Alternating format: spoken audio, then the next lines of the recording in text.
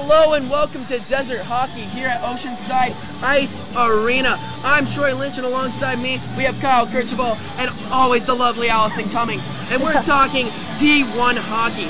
So last night, Arizona State Sun Devils completely dominated the Westchester Rams with a score of 14-0. Allie, if you're coming into this game and you're Coach Swall, how are you going to approach this? Well, if you're Coach Swall, you do know that Arizona State is a very creative team and they're very deep. You don't necessarily want to focus on keeping the matchup even, but limiting their opportunities to score, clogging the slots, forechecking. They need to make sure they're laying out for pucks and giving their complete effort. If they allow room for the Sun Devils to skate, it is very detrimental. Another thing, it got pretty chippy last night. They have to watch that. Do not get frustrated. If they go to the box and see Arizona State special teams, it's bad news, and we saw that last night. And look for a closer game tonight, because just like last Saturday, Niagara did, after they got blown out, made it a much closer game. You know, Coach Greg Powers wants to keep things look sharper, and he cannot give any hope to any other team. So Kyle, there's a few line switches tonight. Mac Barden, he's thrown into the first line. What do you think about that? Well, you know, I think the first line overall, especially in these games against Westchester, are going to be, as Coach Powers has said to us over and over again, they're going to be fluctuating. They're going to be changing all the time.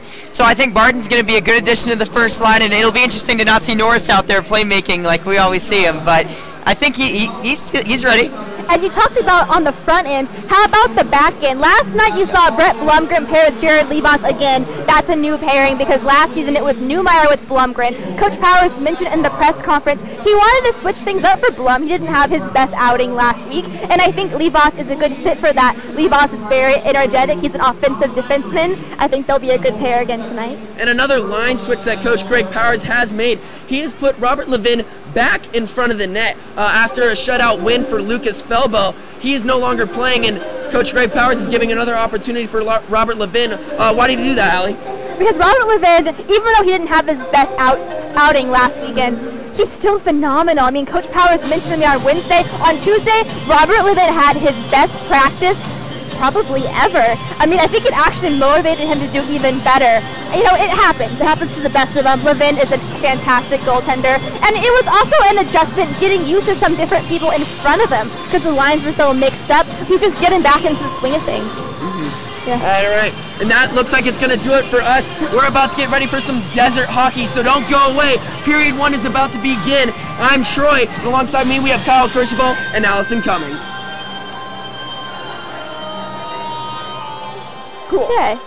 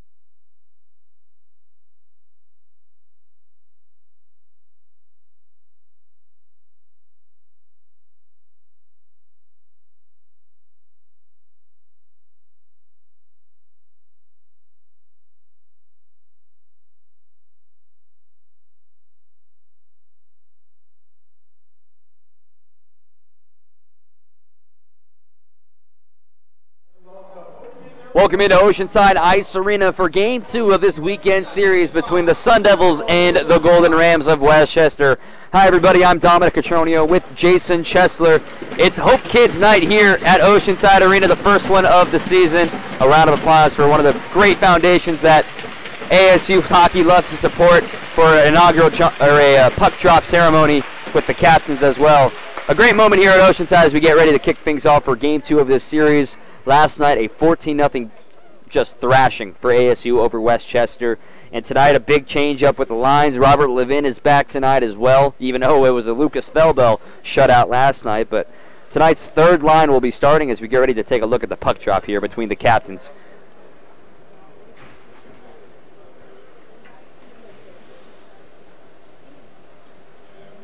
A great moment indeed. Brett Blumgren for the Sun Devils. And for Westchester, Jimmy McKee. Hero with a great drop. Absolutely. Jason, welcoming you in here. Absolutely. Something's bigger than hockey, Dominic. Great to see this Sun Devil team. A lot of prominence around here in Tempe, the ability to do great things. They seem to be taking the initiative in the community, doing a great job here tonight. It's one of the great things, and the kids, many other kids with cancers and diseases and conditions that really are tough to operate on, and they actually get to go into the dressing room before the game, get autographs on a team photo, they get pizza and drinks in the concession stand. It's a great event put on by General Manager Ken Lynn. Absolutely. Can't really overstate how great of a job this Sun Devil team has done throughout the years of reaching out, community outreach, working with youth, with children, and also just elsewhere in the Tempe community. Well, now let's get to the hockey here. The Sun Devil starters are Tommy Cooney in the center. The left wing is Chris Bergkemper. And in the right wing, it's Eric Rivard. The starting defensing pair is Brett Blumgren and Jared Levas. As for Westchester, at the left wing, it's Manny Villaness. At center, it's Zach Jensen. And at right wing, it's Adrian Case. With the starting defenseman, Joe Oppendaker. And also on the back defensive lines is James Muncie. We're underway here from Oceanside. Blumgren goes D-to-D with Levas. It took 17 seconds to score last night's first goal. And we're already past that now. Entering the zone is Westchester, sent in down low, that time by Jensen. It comes around the boards and now staying in the far corner. Levas is hit there. Delivered by Adrian Case. It's still loose on the far side, Villaness with Levas and Cooney. Case is there as well. Jensen is calling for it inside of the high slot. Now it comes to him and just out of his reach. Bergkemper holds possession with Levin staying inside the crease. A high puck, it's caught and dropped by Muncie, sends it back in, and Westchester goes for a new 5. Touched ahead for Cooney. Cooney, a nice pass over to the left side of Bergkemper. He enters his zone, the lefty shoots, but it's deflected before it gets anywhere close by Muncie. Rivard giving chase now. He tried to get around the man, that was McGinty. Now a new line in there, that's Mac Barden. The first line is out for the Sun Devils. Huge hit there on the far side behind the net. It comes free to the red line, and Murphy gets a steal, gives it to Barden, back over to McGovern, Schmidt, back to Ed. McGovern to Belanger, the northeastern transfer. He's got some room to skate, chasing the puck down. It comes over all the way back over to the leg pads of Michael Rice, who was last night's starter. McGovern with a slap shot from the point, and it goes way up high and hits the boards. Murphy tried popping it up, but it hit Barden in the numbers. 2 minutes have elapsed here from Oceanside, no score. Now the new man on the ice, he did not dress last night, Michael Dorfschneider. Possibly the best last name that we've said all season long. Dorfschneider on the ice, number 77 for Westchester. Definitely in the running, and hey, great number too. Double sevens, double lucky, some might say. You're still waiting on someone to drape themselves in number 99. Someone will wear it one day. And here's Dorfschneider, a shot, and they look for the deflection there. That was coming in hard. Ryan Evans jumping in front of Levin to knock it down. It did not go his way, though. And it's stolen away from him. Sent back around the boards by James Davislow, and now it's picked up by Schmidt. And again, Golden Rams going for a change. A good pass ahead to Chris Blessing. Had 2 goals last night. Stops at the red line, sends it over towards the centering pass, but there's bodies colliding everywhere. Cummings almost hit the ice for a moment. Now it comes up top to the point. Mangoni drops it off for Blessing. Down to the left dot. Cummings couldn't hang on to it. Now it's backhanded out by Mango. Blessing possessing it, but gives it up to Newmeyer. Far side, Blessing. Pass in front of the benches was out of Cummings' reach. Now a high pass off the glass. It came down, hit Mangoni in the stick, and they're going to call a high stick against Westchester. Early on in this one, a couple of line changes I'd like to point out from last night. First of all, the Sun Devils on what's listed as their first line, not the one who started tonight. Mac Barton moving up from the fourth line yesterday, where he scored his first Sun Devil goal, was up to the first line, sandwiched between Sean Murphy and Ryan Belanger. Then for Westchester, they sent out a starting lineup including Zach Jensen as well as Adrian Case. The two forwards I thought were the most impressive, and here they come on a breakaway. Case right there coming all the way in. Now Billiness gets a hit onto Levos in the near corner. Trying to clean things up down there for ASU. And now it comes the other way, but it's forwarded by Westchester. Already a much better start for them. 16:21 remaining here in the first. Still a pair of zeros on the board at Oceanside. I'm Dominic Catronia with Jason Chesler. It's great to have you with us here on CronkiteSports.com. Now all the way in, Kyle Bowen sends a centering pass, but it's saved on the shot from Kyle by Rice. Mike Rice ended up getting pulled between the second and third periods last night. I don't think it was a performance issue for Rice, however. He's back out between the pipes tonight. I know, Dominic, we were talking before the game. We were both very impressed by Mike Rice last night. Faced a ton of shots and held stalwart for most of the game. Just got to wear you down, playing so many minutes, facing so many shots against the Sun Devil attack. Far side circle face-off. ASU gets it on a turnover. Levos sent one in. Now on the near side, Blomgren couldn't keep it. He's being pursued by Albanese. They go to ED for a moment to shake him off, but Blom couldn't keep it on his tape, and it comes all the way down the ice. Icing's a call. So far, more of a back-and-forth oriented game than we saw last night. Where Westchester looked most competitive last night was when they were able to force the Sun Devils towards the boards in their defensive zone. Instead, the Golden Rams, I beg your pardon, tonight are actually getting things going in their own attacking zone. Couple of solid attacks so far. Yet to get a solid chance on Robert Levin, but I have a feeling one's coming. A nice skate save for Rivard. He's coming in. Only 2 men on the fence for Westchester. Centering feed over to the right side. Levos couldn't keep it, and Westchester swarms in on the puck. Blumgren takes possession at the red line, dumps it in, and the defensive pairing will go in for some fresh legs. And also the front line will come back out. The top line is on the ice. Belanger, Murphy, and Barden. Comes up high to the point. Schmidt over to McGovern. The defenseman sends it in, but it hits off of the leg of McGinty before it gets close to Rice. Nice stop there by Murphy to give it to McGovern. Over to Barden now, another newcomer. Gives it to the speedy Murphy on the far side. The sophomore shoots as the blocker save for Rice, and it escapes the zone. 14:50 to go in the first, no score. Barden tries giving it to Murphy. He gets a check and the puck. And now he gets a face. That was from Dorfschneider, and he's going to get a penalty because of it. A roughing call. Sean Murphy, always a guy worth keeping your eye on for the Sun Devils because his game has so many layers to it. In the opening weekend, we saw Sean Murphy playing center on the second line, really working as a technical distributor, shifting around with the puck, being great in open ice, but most of all, setting up his linemen. Yesterday, he came out as a left wing. Tonight, as well, out on the wing. He's doing the face-off right now in the attacking zone for the Sun Devils. But we've really seen Sean Murphy this weekend look for his own shot, and he's just as dangerous trying to put the puck into net as he is trying to find his teammates. ASU had 7 power play goals last night and another shorthanded as well. Needless to say, special teams was pretty good for the Maroon and Gold. Coach Powers brought it up in the post-game press conference last night. It was absolutely their focal point during practice this week after a disappointing opening weekend against Niagara in terms of the power play attack. And boy, looked like practice was paying off for ASU last night. Slow start here. 3 clearances quickly for Westchester. Tip your cap to them. They've already burned off 30 seconds of the penalty kill. 14 minutes to go in the first. Murphy with Burkemper and McGovern ahead of him, then Belanger as well. Sean taking it in all the way in. Backhands it around to Burkemper behind the cage. It's still loose there. Burkemper picks it up. Up top, one-timer, Connor Schmidt saved by Rice. I'm not sure if Connor Schmidt has taken a shot that's anything less than a rocket all season long so far. We've seen a few a different offensive looks out of the 3 new Sun Devil defensemen. Ed McGovern's had himself a wrister already. He stepped up in the slot once for a goal. Gianni Mangoni likes to move the puck like a forward, but boy, Ed McGovern, definitely the rocket shot of the Sun Devil Blue Liners.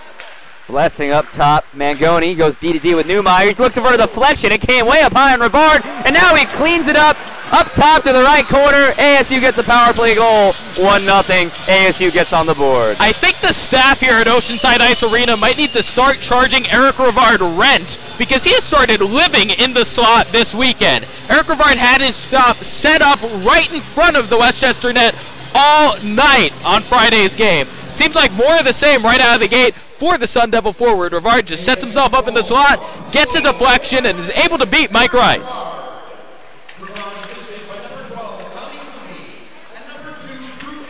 Cooney and Newmeyer with assists. That also brings Dorfschneider out of the box about 50 seconds early. A high puck goes over the glass and down the netting, out of play.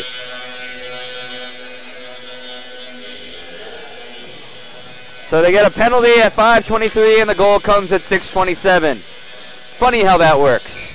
Yeah, improved resilience shown by Westchester in terms of fending off that power play attack for a while. You mentioned it, Dominic. They came up with 3 straight clearances from the get-go.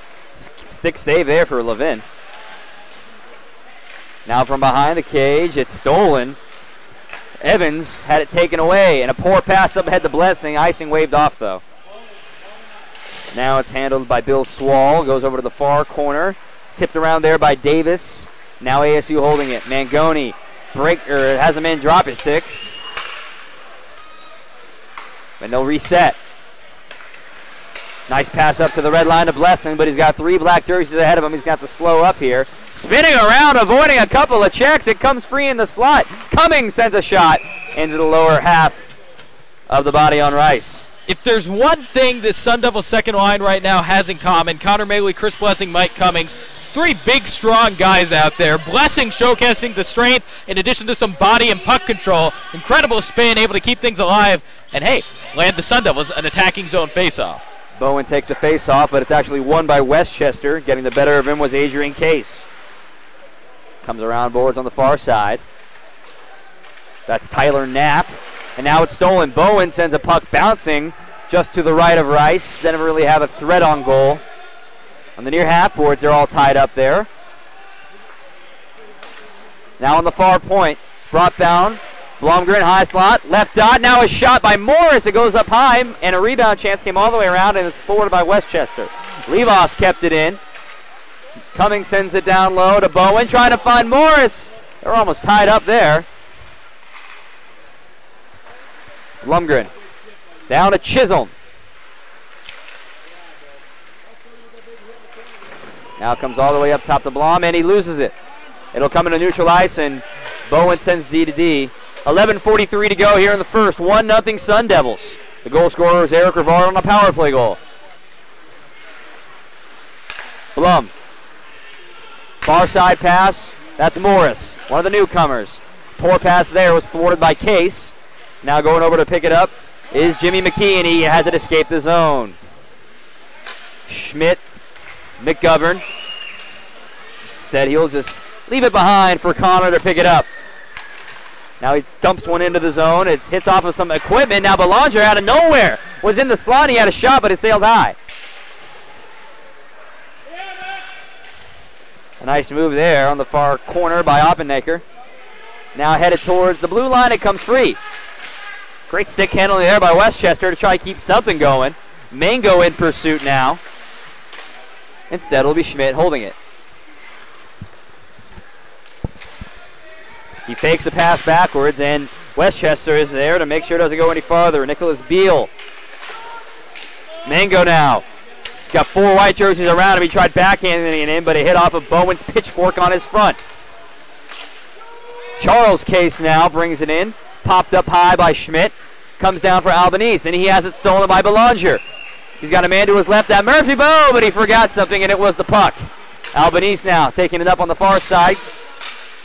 A shot, sacrificing his body with Schmidt. Cooney picks it up. Now he forgot it as well. Comes up top. A shot there for McGinty. Levin tried to punch it away. Instead, it's ASU getting it out of the zone. Teams go for a change halfway through the first. Maybe the best attack sequence we've seen so far this weekend from Westchester led to a couple of shots that left Robert Levin in some awkward positions. Levin showing his athleticism. Burkemper bluffed a slap shot there. Instead, we'll drop it off for Mangoni. Barely kept it in before he was offside. He sends it in on the stick side. It deflects off. Comes all the way to the far side now. Newmeyer trying to send one in on Rivard for another deflection. And look where he is, right in front of Rice. In front of the national champions banner. It comes free now to the red line. Mangoni. The defense looks really good right now for Westchester in the fact that they are swarming on the puck. They have 2-3 guys almost every time it is entering the zone. Now Rivard had that loose puck coming around. Now a backhand chance. Try to feed it by Cooney, and now it comes all the way down the ice. It's on the way. There's not a black jersey in sight. Icing called. Yes, solid effort and athleticism being showcased by Westchester. Staying active, staying in front of the puck, swarming the puck controllers. However, the one problem that I've seen carrying over from last night for this Westchester defense, they're not getting in the way of the slap shot lanes from the blue line. We saw in that last possession, Gianni Mangione fire one off on target. If they're allowing the Sun Devil defenseman to fire shot after shot on Mike Rice again tonight, well, we saw how it ended up last night, and it wasn't pretty for the Golden Rams. Nearly a high stick there against the Golden Rams. They'll let them play, though. It would have been charged against Davis. Far corner now. It's a race for it. Connor Maley. There's a hit applied to Shane McGinty. Now it comes free. Backhand chance for Cummings. Loose in front. Bryce can't cover it up, but there's no white jerseys to pick it up. Up top, Newmeyer. Big whistle blown there. Is the net dislodged? It is. Yeah, net got dislodged. It looked like Connor Maley went down in the crease for the Sun Devils.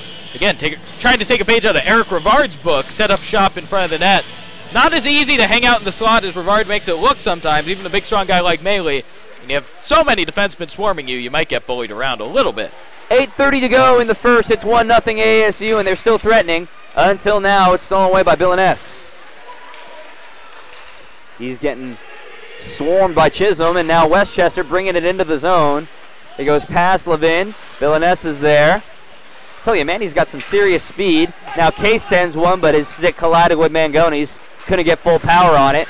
And he tried to hit Newmeyer, but instead Case is the one who hits the ice. Blessing trying to take it in himself. He does a shot. It goes into the chest of Rice. Adrian Case has to be a little careful for the Westchester Golden Rams. He impressed so much last night, playing actively on both sides of the ice.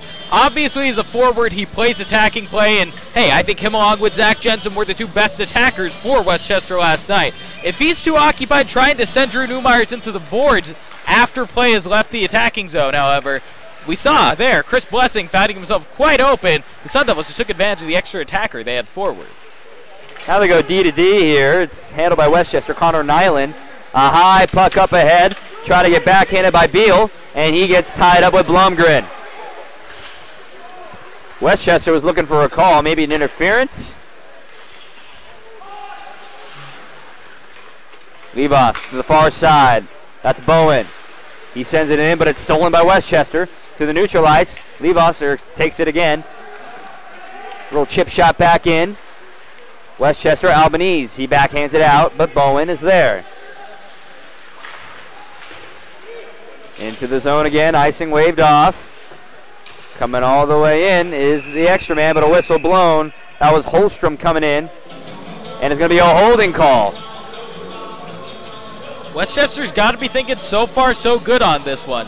Yeah, they've come out just trailing by 1 against the Sun Devils here with 7:09 left in the first. Much improvement from last night. But more than that, it's not like the Sun Devils just haven't been finishing their plays. Westchester has really played with ASU in this one, set up a couple of decent chances against Robert Levin. This has got to be exactly how the Golden Rams drew it up, with the exception of the early penalty and the early Eric Rivard goal. So ASU on the penalty kill. They were perfect last night.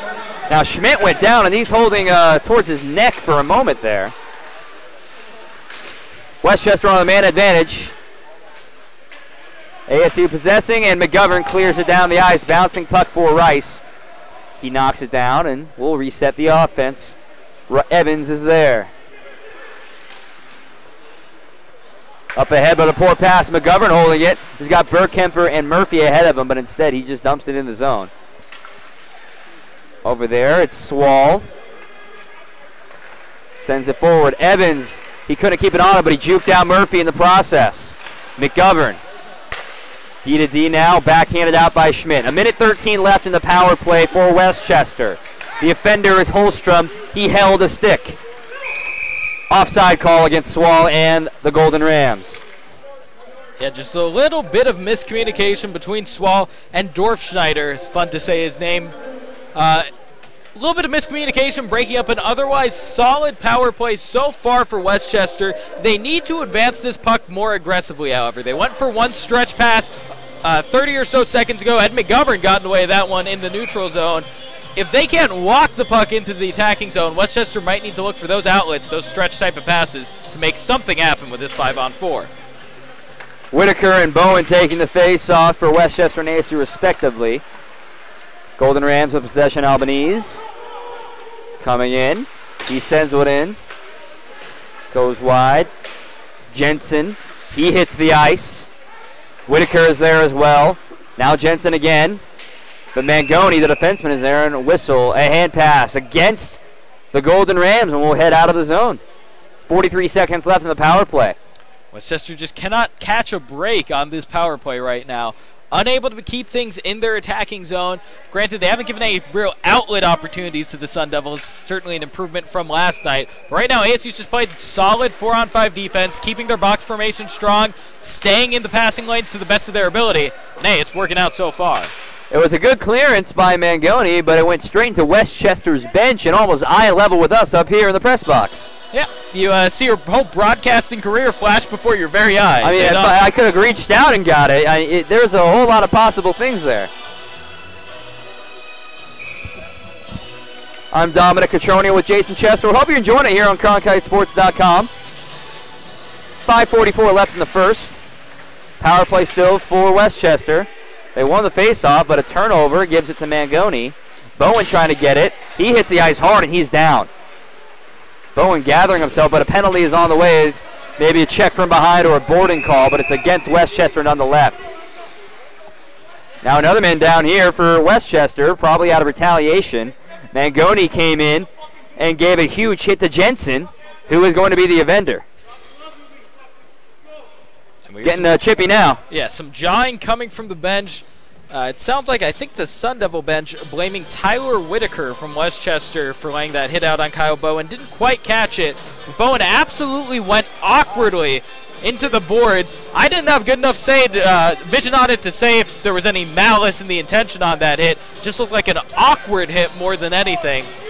But you're very right, Dominic. Plenty of chippiness, plenty of jawing going on in this one. And it is indeed a check from behind on Whitaker. And it's a major. 5-minute major.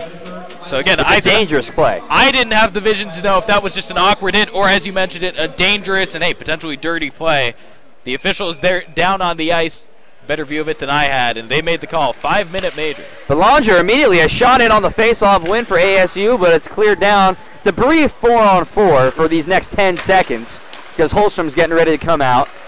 Belanger to Murphy. Murphy with some room, gives it over to the far side, and it's pipped away from McGovern. Now sent forward by Swall, but Schmidt handing on. That ends the power play now. Holstrom is back at full strength, so now ASU 4:30 of a man advantage because of the major penalty against Whitaker. McGovern, Schmidt, Murphy, Belanger, and Burkemp are on the ice right now. Chris takes it up from St. Louis, Missouri. And now it comes all the way down to the near corner. Schmidt. He was met with Muncie, but now it's passed up ahead. Belanger up top to McGovern. They're taking their time. The umbrella. Set up, a shot in, but Murphy couldn't get his stick on it to redirect it. Burkemper couldn't get there before Golden Ram could. Not fully cleared, though, by Westchester. Murphy now from below the crease gives it to Belanger. He collides with Muncie. McGovern, now to Schmidt. Schmidt goes over a cross pass. Belanger, a score! A wrister on the one-timer.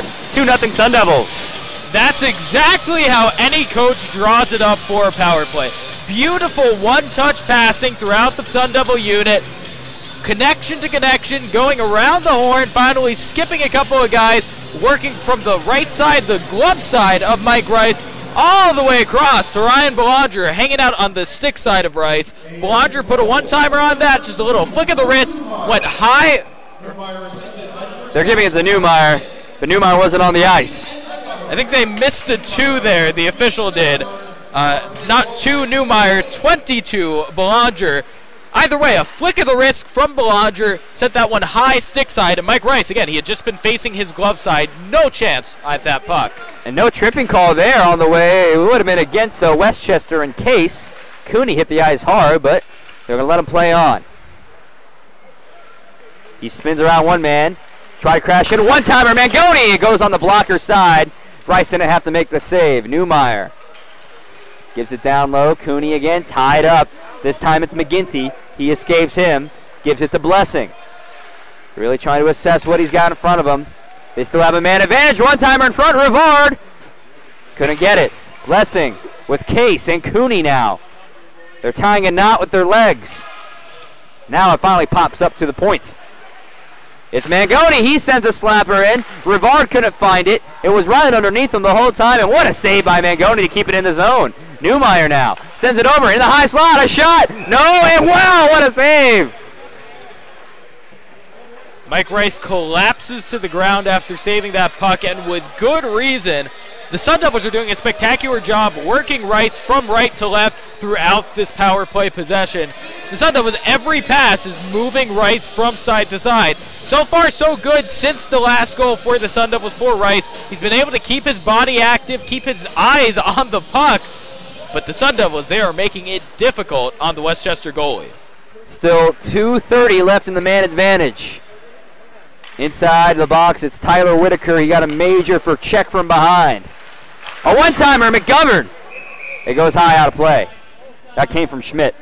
Yeah, Schmidt-McGovern, such a solid connection early on in their Sun Devil careers. It's exciting to watch these guys play together now. I'm very excited to watch these guys grow as a defensive pairing. Could be a pair of guys who come in here at the same time and start together for the entirety of their time here at ASU. Burkemper and Muncie were tied up. Another man hits the ice for the Golden Rams. Now Murphy trying to join the party, and he hits the ice. Now it comes free. Murphy backhands it back. McGovern, one-timer for Schmidt, but he whiffed on it. That's normally a broken stick type shot. Rice goes to cover it. And a commentator's curse, Dominic. I said earlier in this period that I don't think Connor Schmitz fired a slapper that wasn't absolutely a rocket. And there you go, kind of fans on one. Come on, Jason, you know better than that. I jinxed it. I jinxed it.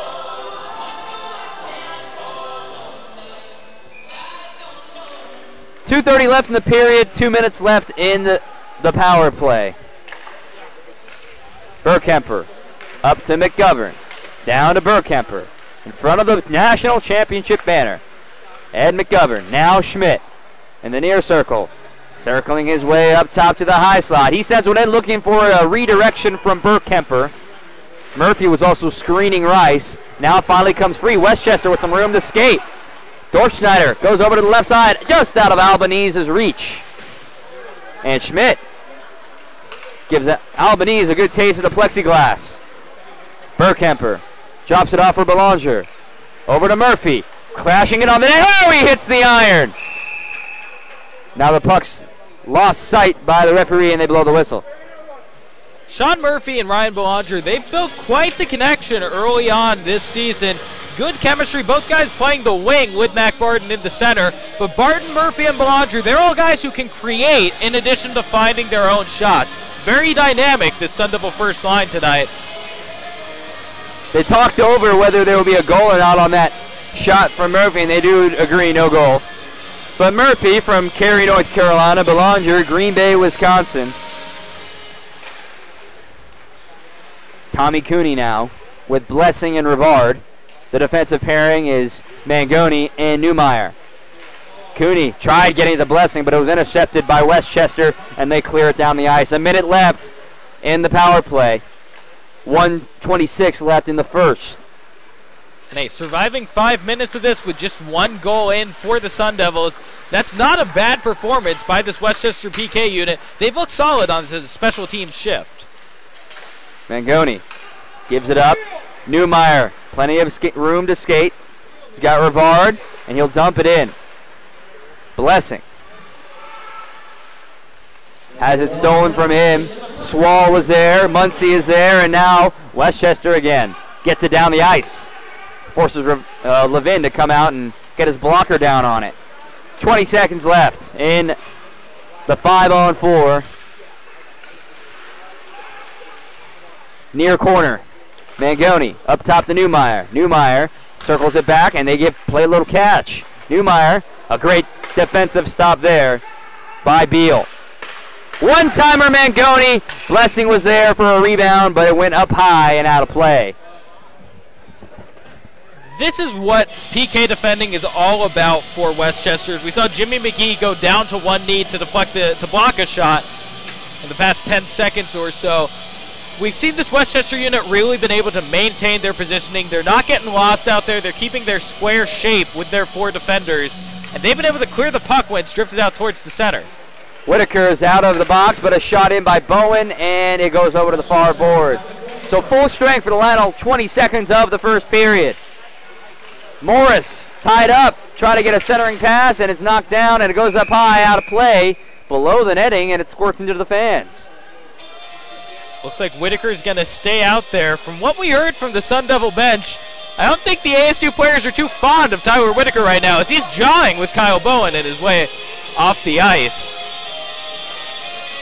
I guess ASU really do believe that it was a dirty hit that got him that 5-minute major for a check in the back that Bowen was the victim of. Yeah, didn't seem like Whitaker was saying, hey, sorry about that to Bowen.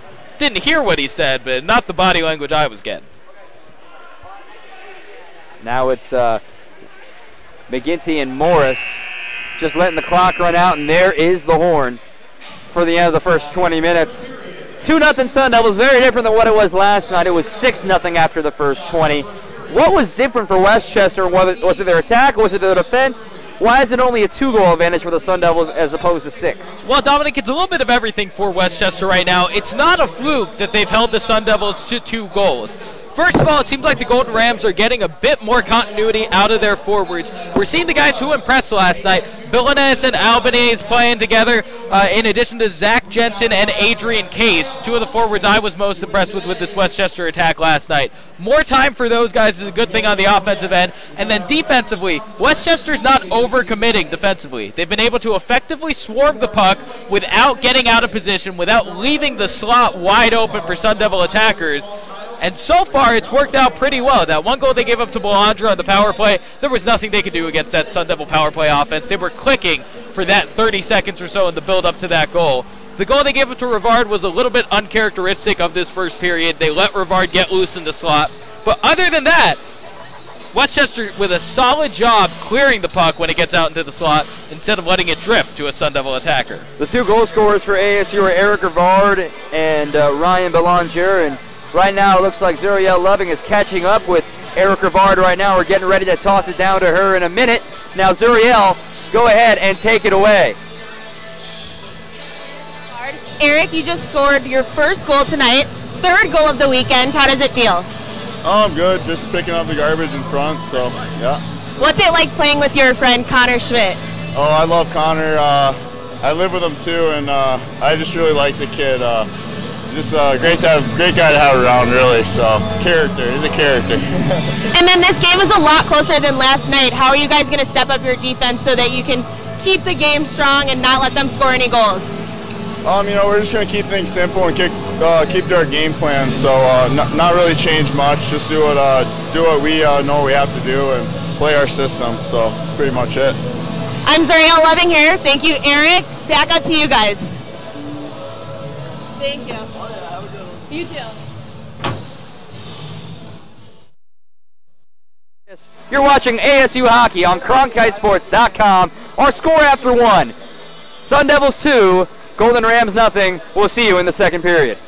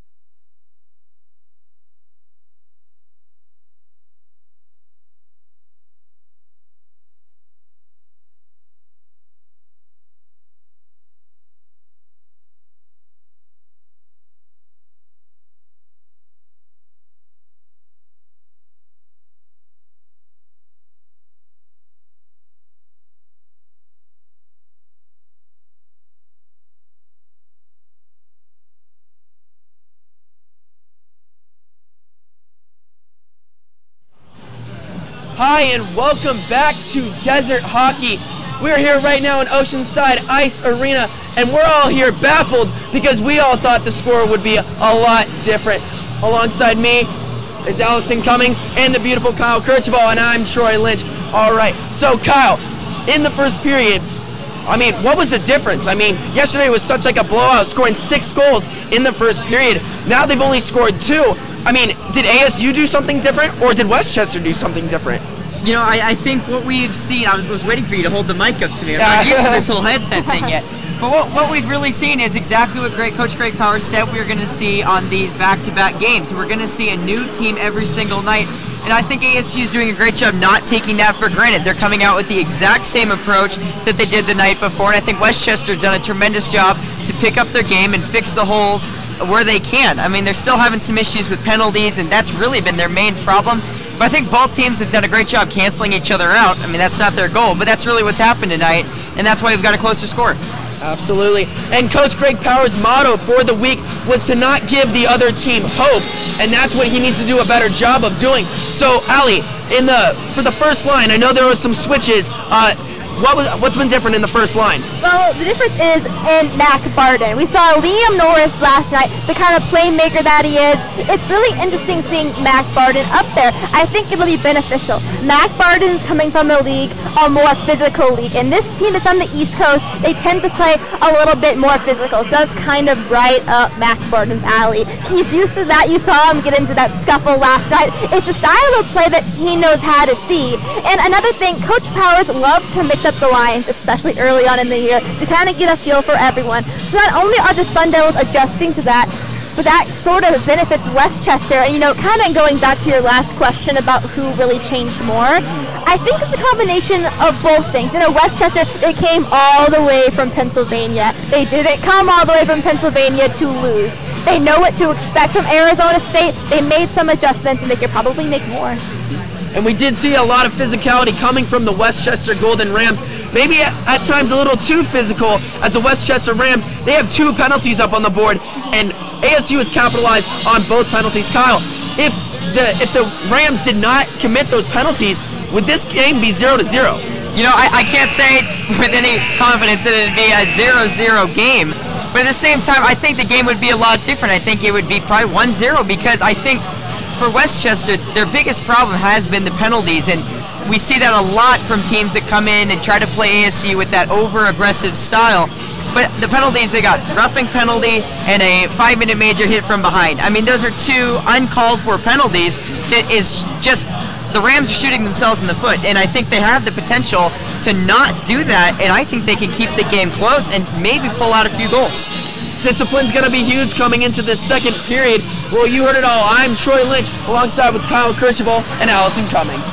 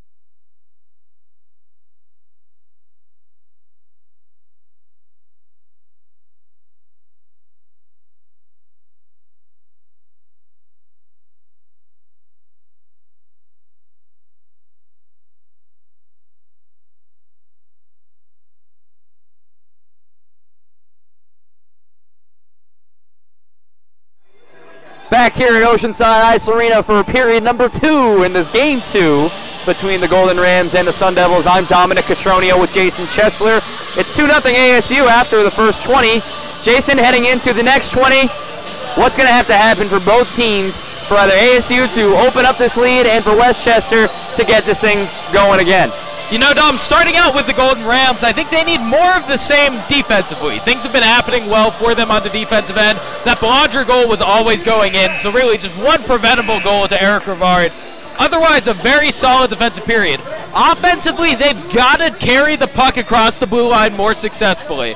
They've been losing things in the neutral zone, really losing track of the puck, allowing ASU to take the puck back in the neutral zone. If those neutral zone turnovers become attacking possessions for Westchester, they can start to look to put some goals on the board. For the Sun Devils, you know, more of the same is the easy answer. They're winning, but if they want to break this game open, they're going to have to try and outpace Westchester. Right now, Westchester's been able to set up their defense, really set up shop defensively, maintain their formation, and just, hey, make it happen all period long. If the Sun Devils can find some stretch passes, use their pace, use their depth and stamina as well, then, hey, I think Westchester's going to have a hard time keeping up with an explosive ASU attack. Briefly, the official went over to the scorer's table. I'm not sure what that was talking about. But anyway, we're back here in the second period. Bergkemper tried to get one, and it was a save by Rice. And now, actually, they've changed. Amoroso is in net, so they're going to change maybe each period. I noticed in the warm-ups they had all three goalies dressed tonight. So Rice's night is done after allowing 2 goals. Amoroso, he allowed 5 in the third period last night. And then also dressed tonight is going to be Andrew Stone. So we'll have to wait and see. Goes over on the far side. ASU going from left to right. Westchester right to left. Muncie now on the fresh ice. Gives a good centering pass to Oppenaker. And he whiffs on the first attempt. Blumgren and Lebos formed a wall in front of Levin, who is a brick wall himself. Still tied up in the corner, and now it comes free. Lebos. He's got Bergkemper to his left, and he's calling for it. Lebos all the way in on the near side now, way away from Bergkemper. And now he misses his passing window. Back into the corner. It's dropped for a moment by Case, and now out of the point, and Barden has it. Gives it to McGovern. 18:47 to go in the second, just getting underway. Whitaker giving chase. McGovern there first. A soft pass off the boards, and a nice touch from Murphy. Gives it to Belanger. Trying to deke his way all the way to the crease. He finds it again, and he collides with Amoroso. The puck is actually in the back of the net, but I don't think it went in before the net was dislodged. Yeah, Belanger making a case for that. Coincidentally, it was actually Charles Case who laid that big hit to Belanger that caused him to lose his footing, sent him tumbling into the net. Maybe a goal-saving hit by Case, heads-up play. The connection and the technical skill between Sean Murphy and Ryan Belanger right now is absolutely astounding. These are a pair of technically gifted hockey players who seem to know each other's games well. Makes for an exciting line to watch. There's a centering feed, that time from Murphy, who is one of the best passers on the team. Belanger now in the corner, tied up with Swall. And Dorschneider now comes free, a turnover. Schmidt calling for it. He looks for the redirection, and Murphy thought he had a goal. Instead, it comes free. Monticelli a little too early. Now Evans coming all the way down the ice for Westchester. He meets Schmidt and sends him into the boards. Murphy handling the bouncing puck. Dorfschneider was there. Now Davis has a poor pass, and it's a turnover. Schmidt has got some ice in front of him. Now he stops, almost deked out, gives it to Belanger. Blocker save, rebound chance. No! Goes back to the boards. It was Barden streaking in fast. McGovern sends a saucer in, but Murphy couldn't stick it down. Barden. Oh, good steal from Swall. Dorfschneider. He's met with Cummings, but the puck is taken up by the Golden Rams and McGinty. Shane's pass goes just out of the reach of the assistant captain, Ryan Evans, and that's going to be an icing call because he was behind the red line. So far, Mike Amoroso having a little bit more difficulty smothering pucks than Mike Rice did in the first period. Amoroso has looked good moving laterally in the goal, hasn't allowed any strong chances for the Sun Devils. Obviously hasn't gotten beat yet in the second period. But if he keeps allowing rebounds, it's going to be bad news for him in this Westchester defense.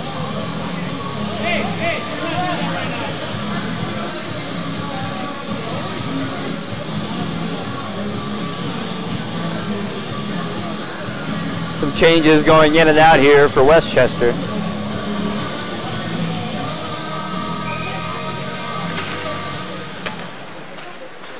Now Schmidt goes to McGovern. That one is sticked up high, out of play. Schmidt and McGovern really coming together as a pair, coming together on both sides of the ice. We've seen what these guys can do in terms of hitting and playing defense, but they seem much more involved in the offensive game. Not just pucks that happen to make their way out to them on the blue line for them to send in. It seems like in that last play, Chris Blessing actively looking for Connor Schmidt and Ed McGovern to get the blue liners involved with the attack. This one sent in by Cummings, and it was Blessing waiting for the rebound, but Amoroso gets the cover. Approaching 3 minutes elapsed here in the second. It's still 2-0 Sun Devils. And there's the quicker glove that I've wanted to see from Mike Amoroso after his third period last night in the first 3 minutes of this second period tonight. Amoroso quickly pounced on that puck, did not allow a second rebound to make its way out to Chris Blessing. That's the difference between a save and a stoppage and a goal. McGovern couldn't keep it in, so everyone has to clear out of the zone. Maley missed the connection with Cummings. Blessing went in for a chance, but now it's Westchester with the puck. Schmidt gets a steal, though, and he picks it back up. Backhand from the slot, goes wide, trying to get it from behind there, and he gets tripped up, and the net comes dislodged. Schmidt crashing the net aggressively, trying to make good on that defensive zone turnover he faced out of the Golden Rams. And I'll tell you, defensive zone turnovers, they will be the death of a team at the ACHA level. You see this a lot. Teams, that's where they'll get outmatched. That's what turns close games into blowouts or even games into close victories. Defensive zone turnovers, whichever team can minimize them, definitely puts themselves in the driver's seat in an ACHA matchup. 16:54 to go in the second. Bowen in for the face-off for ASU. For Westchester, it's Zach Jensen. It comes up top, and it's handled by the Golden Rams. They got some numbers if they hurry. Villaness drops it off for Case. He sends a wrister, and it goes straight into the glove for Levin. Another save for him. I think that play from Adrian Case was just to try and get this offense off the schneid, so to speak. The Golden Rams really getting nothing going in the first 3 minutes of this second period. Case, the second he crossed the blue line, he could have looked to make an extra pass. He might have been able to find Villaness. Instead, he's shooting all the way, trying to force something on that glove side of Robert Levin. Can you define schneid for us? I can't, Tom. All right, well, we'll play on anyway.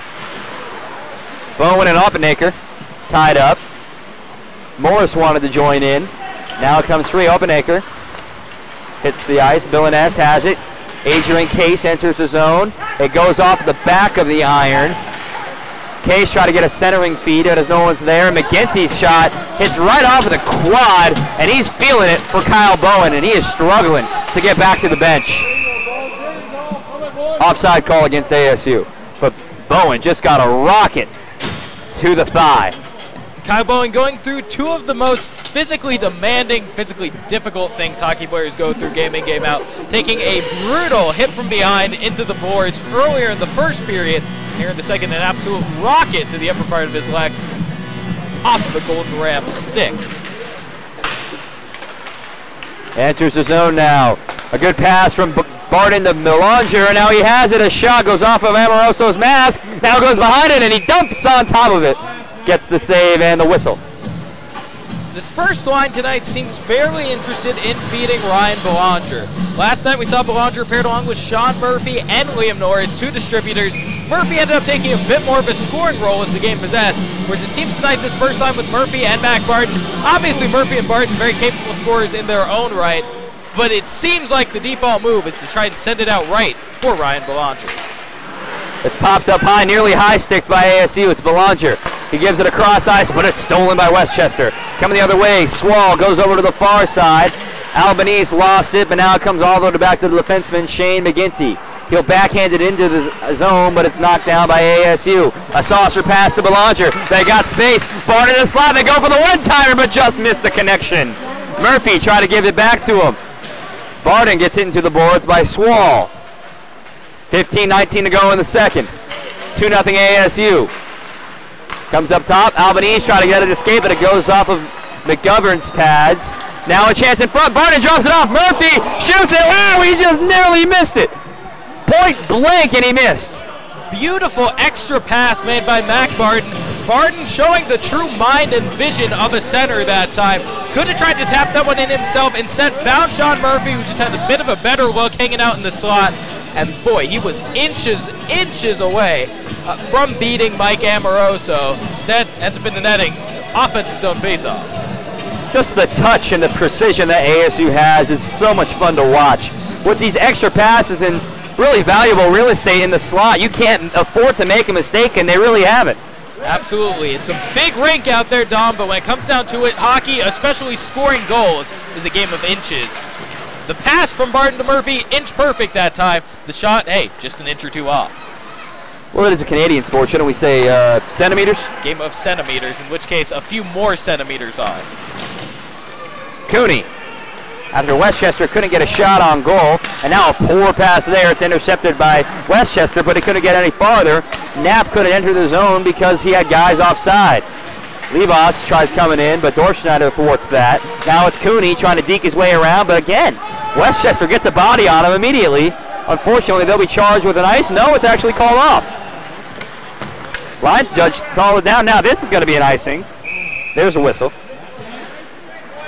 So far in the second, I've continued to be impressed by Westchester's play in their defensive zone and into neutral zone. This game does really look even in terms of possession in the neutral zone around center ice. Westchester's making things difficult for the Sun Devils. The only issue is Westchester has been unable to turn those neutral zone takeaways and neutral zone possessions into anything in their offensive zone. They're having a hard time carrying the puck across the blue line, and once they've gotten there, all it's led to has been Sun Devil clearances.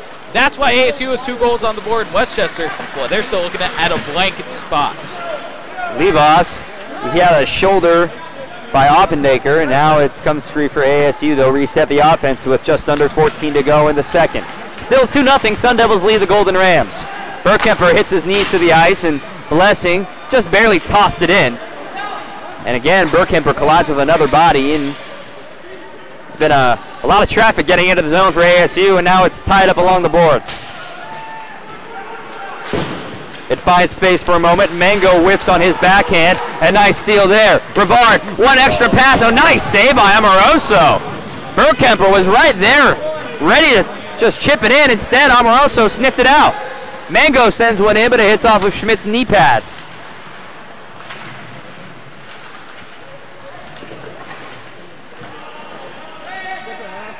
Maley. He gets a pass away before he gets hit into the glass. Now a far stretch pass up ahead to McGovern. He misses it. Icing waved off, though. Cummings. He gets hit, and now he gets sandwiched between a couple Golden Rams. The helmet is on the ice, and that's a whistle. The helmet belonging to Zach Jensen. Again, Zach Jensen, he impressed me so much last night, not just with some of the craftiness he showed offensively. Few of the only sparks of creativity the Golden Rams had on offense came from Zach Jensen last night. But this is a guy who will hustle back and hit defensively. A guy like him, that's why they blow the whistle when the helmets come off. He gives 110% on the ice. The refs have to protect him because he will not protect himself. He's out there trying to win a hockey game. Cummings taking it in himself, and his shot was met by 3 Golden Ram sticks. They dump it in the zone, and they will chase it around the boards. Coming over here is Whitaker, and it escapes, though. Case goes D to D with Swall. He kisses it off the boards, but straight to ASU. It's Schmidt. A pass to Blessing. He's got room right up the gut. Tries getting it to Schmidt, trailing on the right wing instead. He gets hit into the corner hard by McGinty. Now behind it, Maley. He falls. Gets it back still. From his knees, it pops up high. Cummings has it. He's disciplined enough not to high stick that. Now a chance for Maley. And still no shot that time again. Chisholm really getting involved with Case. Swall now. Maley trying to get it. Whitaker hits the ice. 12 minutes to go in the second. Stolen by Schmidt. He keeps it in the zone as well. A great stop with the hand. He spins around and passes it to Blessing, but he gets a body. Chisholm is on the ice. Now he gives it down to Cummings. Looking for a shot. It goes off the left side of the net. McGinty tried getting it off the glass, but it's caught by Schmidt. A one-handed backhand. Now he sends it in down low from the dot. Coming towards the high slot. Still has it. That one is redirected high by Westchester. Newmeyer was hit down there low. Or excuse me, that is Bowen, and now it comes free down the ice. Icing is going to be the call. A good stop by Levin, and they wave it off. They play on. A poor touch up there by Morris, but he was past the red line, no ice. Bowen coming in, and he loses it again. It almost looks like ASU is on the power play right now again. You're very right, Dominic. Total offensive dominance from the Sun Devils right now. But if Westchester can weather this storm, if they can get by without allowing a goal here. Corey Chisholm looked for the wraparound for a moment, now up top to Newmeyer, and a whistle. What for? These lengthy offensive sequences, teams get in the pattern of attack, attack, attack. If a team like Westchester can weather this defensively, they might be able to find a stretch pass, find an odd man rush, find themselves with a little bit of a breakaway chance, and maybe get on the board. 10:48 to go in the second. 2-0 ASU. No goals in this period. Now Dorfschneider has to leave the face-off dot. He gives it up. That was Davis who took it. A high glass shot actually escapes the zone. Murphy sent it back in, but Westchester had it. Now it comes all the way to Newmeyer. He kisses it off of the boards, gets a good ricochet, but it's handled by Westchester and Nyland. Connors back there. It has popped up on him. A poor hop on the soft ice here at Oceanside. Murphy, he has it stolen. Kept in by Newmeyer just barely. He sends a shot high and wide. Way off target. Murphy. Now it's Belanger. Try to get it to the high slot to Barden. Newmeyer gives it to Barden, but it goes off of his tape and through the legs. Belanger picks it up. Back to Barden. He sends one in front. A chance for Murphy. He gets hit from behind. He lands on top of Omarosa, and he did a concession to it. Murphy's not happy. A whistle is blown. We got a slashing call. It's going to be against Sean because of his retaliation against James Davis for his check from behind. Absolute retaliation from Sean Murphy that time. Just let his temper get the better of him for an instant. He felt like that hit from behind was illegal from James Davis. Certainly did a big number to break up a goal. That's the second time a late hit has broken up what looks like a Sean Murphy goal tonight. Second-year player like Murphy, you know, he plays with a lot of passion in addition to being a technical player. That's somewhat what allows him to track back, play so high energy, and lay out some hits, despite being a bit undersized out there as a forward. That time, that passion getting the better of him in terms of a questionable penalty decision. It came at 10:06 here in the second, so now Westchester is on their second power play of the night. Working it around, a poor pass there, Levin. Cradling the far post. Comes behind the cage. Levas is there with Jensen. Bowen as well. Now it comes up, and it escapes just barely, almost. Swall with a great catch similar to Schmidt had earlier.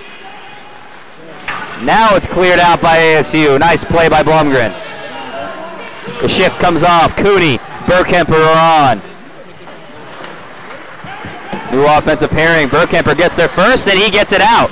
Cooney's got a little space. He can maybe beat Swall here.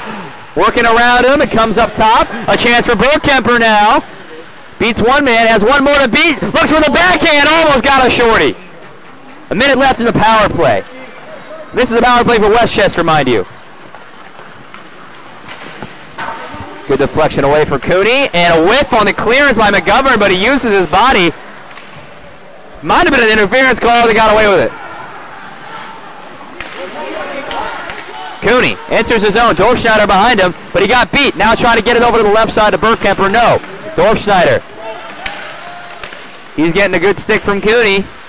He'll stop, spin around, give it up to the point, goes to the far side to McGinty. From the top of the circle, they look for it. Diving bodies everywhere, but ASU gets the clearance and nearly takes the linesman head off. 20 seconds left. Cleared with authority by the Sun Devils, and well done as well. Westchester really getting their first solid look at a power play offense in this second period power play that time. Worked the puck around with a couple of quick passes, were able to move Robert Levin around. It looked like they might have had an open shooting lane that the Golden Rams just failed to capitalize on. Maley knows he's a man down, but now goes full strength. Here comes a chance in front of the slot. Where is it? Almost went in. It came in on the near post, but it was just barely taken away by Westchester. Great awareness by Jensen to not lose sight of that puck. And another whistle. It's going to be offside. Westchester, the first 30 seconds and last 30 seconds of that power play, really looking fairly solid as a special teams offense. Those two sequences, they were able to actually advance the puck into the Sun Devil zone. And while they weren't able to string together too many passes, they got a few in quick succession, able to move the ASU defense and move Robert Levin around. It's kept in by Westchester. Both teams at full strength with 7:30 to go in the second. Neither team has scored in this period. But you can sense that first goal is coming. Huge hit that time from McGovern.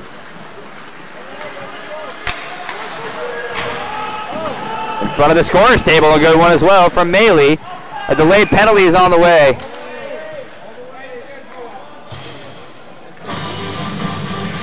Oh, excuse me, it was an offside call. Couple of big hits in the last minute or so. Turning back to this Westchester attack, however, every time they've actually been able to maintain a possession in their offensive zone, when they've actually been able to carry the puck across the blue line, they've been able to work the Sun Devils' defense. The problem is they've had no luck dumping the puck in. They've had difficulties advancing out of their neutral zone. They haven't gotten too many goes at Robert Levin. What they have gotten, though, is looked fairly dangerous. One-timer, Mangoni just wide. Newmeyer kept it in, but it just leaked out. Good defense by Albanese. Now coming in, it's Oppennaker.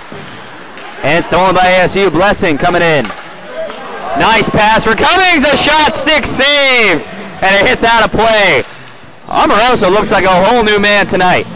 Amoroso struggled, I'll put it bluntly. He struggled in the third period last night. Maybe he didn't get his warm-ups in. Maybe he didn't expect to come in for Mike Rice, because you're very correct, Dominic. Amoroso looks like a different player out there tonight, moving well left to right, using his stick to cover parts of the net that he can't reach. Heads-up play by Amoroso, saving Westchester from a 3-0 deficit. Barden taking the face-off with Dorschneider, and Barden wins it. Up top, Mangoni, entering towards the dot. His pass is knocked down by Westchester. Way up high, and it's a poor pass from Muncie into the netting again.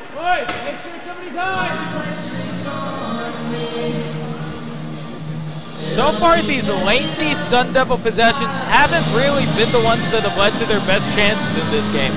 Westchester seems to have maintained some of their game plan of forcing the Sun Devils to the boards. That's what happened that last attack just right now that led to this offensive zone faceoff for the Sun Devils. I think the Golden Rams figure if they can keep the Sun Devils out of the slot and stop them from getting in front of the net, they can prevent them from getting back on the scoreboard. A glove save, but it's a rebound chance. Barden couldn't get there fast enough. It comes bouncing past Amoroso. Belanger gets there in the near corner. Now it comes over to Barden. He's still along the half boards now. Back to the corner. Along with McGinty. Mangoni, a slap shot. Down low, couldn't get the redirection from Belanger. He was in the right place. He got a stick on it as well. Westchester takes over. A high puck nearly hits the ceiling. That went about the maximum height you could go here at Oceanside. And that's not much. Maximum height, yes, very low here at Oceanside, Dominic. The netting hangs down a fair amount throughout the roofing here.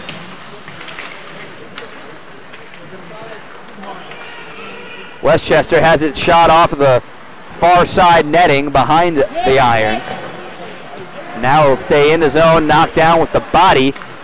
McGinty, a good pass over to Billiness, but he couldn't hang on. 5:16 to go here in the second. Still 2-0.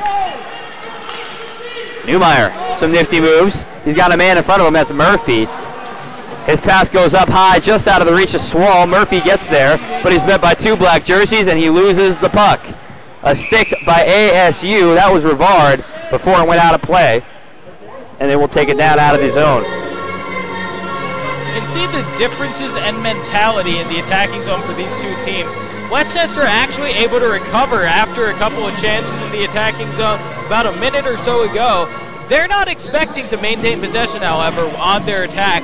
They can't afford to bring their defensemen across the blue line. They're too afraid of the stretch pass to one of these speedy Sun Devil forwards. Hey, like Tommy Cooney, who's out there taking the face-off right now.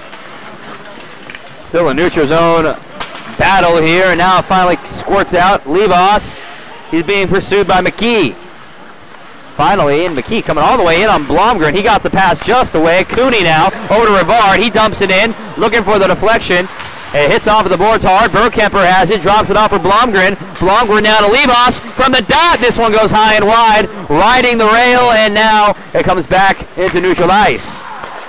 Good vision and passing for Brett Blomgren, a guy who's struggled a fair amount with his passing early on this season. Able to find Levos, who had a good chance.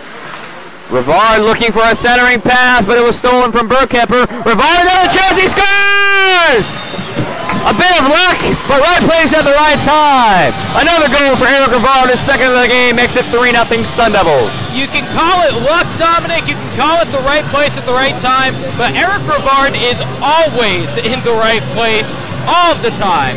Eric Rivard has spent the entire game, slight exaggeration maybe, right in front of Westchester goalies. First it was Mike Rice, presumably getting to know Eric Rivard well as he was hanging out in the slot for the entirety of the first period. Now in the second period, Mike Amoroso probably making some nice conversation with Rivard as once again, just waiting in the slot, working, getting a tricky ricochet, honestly not an easy puck to handle, and just turning and firing, beating Amoroso with it. Rivard, his second goal of the game, now a chance for Bowen, a rebound now in front, goes to the crease, another goal! Jared Morris, 4-0 Sun Devils. Tires maybe falling off here for Westchester. That time, not a whole lot Amoroso could do. That puck squirted away in the neutral zone. The Sun Devils got out in front of Westchester with their forward line. We saw Amoroso able to move to his glove side, protect the near post, save the first shot. But I still think Amoroso had a good second period leading up to the past minute or so. Still hasn't looked quite as comfortable smothering pucks as Mike Rice. Still giving up a decent amount in terms of rebounding. That time the rebound found its way to Jared Morris. Amoroso was going to have no shot at making it back to his stick side. Morris had a wide open net to finish it. Jared Morris's first goal as a Sun Devil, and they're going to keep the puck. Coming over here to the bench, and they will give it up. Down over here to an assistant. Congratulations to Mr. Morris. Better find a frame for it. This one goes up high, and now it goes down behind the crease. No icing call, though. Schmidt, with 3 minutes 40 seconds left in the second, ASU has doubled their score in a matter of, 16 seconds. Morris, a backhand to the slot. Wow, Chisholm almost got there. McGovern gives it to Bowen, who knocks it down with his right hand. Chisholm gives it to Bowen. He sends one up high on Amoroso, and he has a rebound chance, but Westchester gets there. McGovern has it. He whiffs on the first chance, and there's some space if he can get there. This is Davis, and immediately the white jerseys get back there in time. A stick is on the ice in the far corner. This one goes high, nearly headed into the crowd. Swall spins around from his knees as he has the puck stolen from him. ASU, Connor Schmidt with some room, a nice deke around one man. He gives it up for Maley, who gives it to Blessing up the right wing to the slot. Schmidt working in front, but he could never get a shot off. He lost possession. He gets it back, though, and he gets collided with. Puck comes free to the red line. Mangoni resetting. Schmidt has to back off for a moment. Gianni loses it. McGinty was there. Now Adrian Case on the chase on the left wing.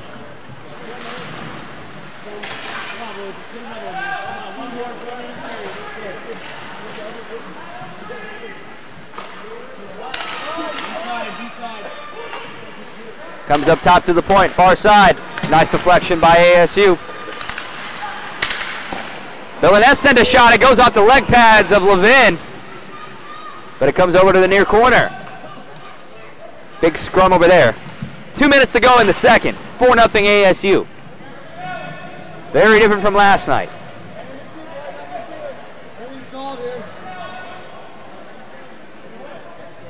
Still along the boards, hasn't changed. Quite the and bucket. Finally, there it is.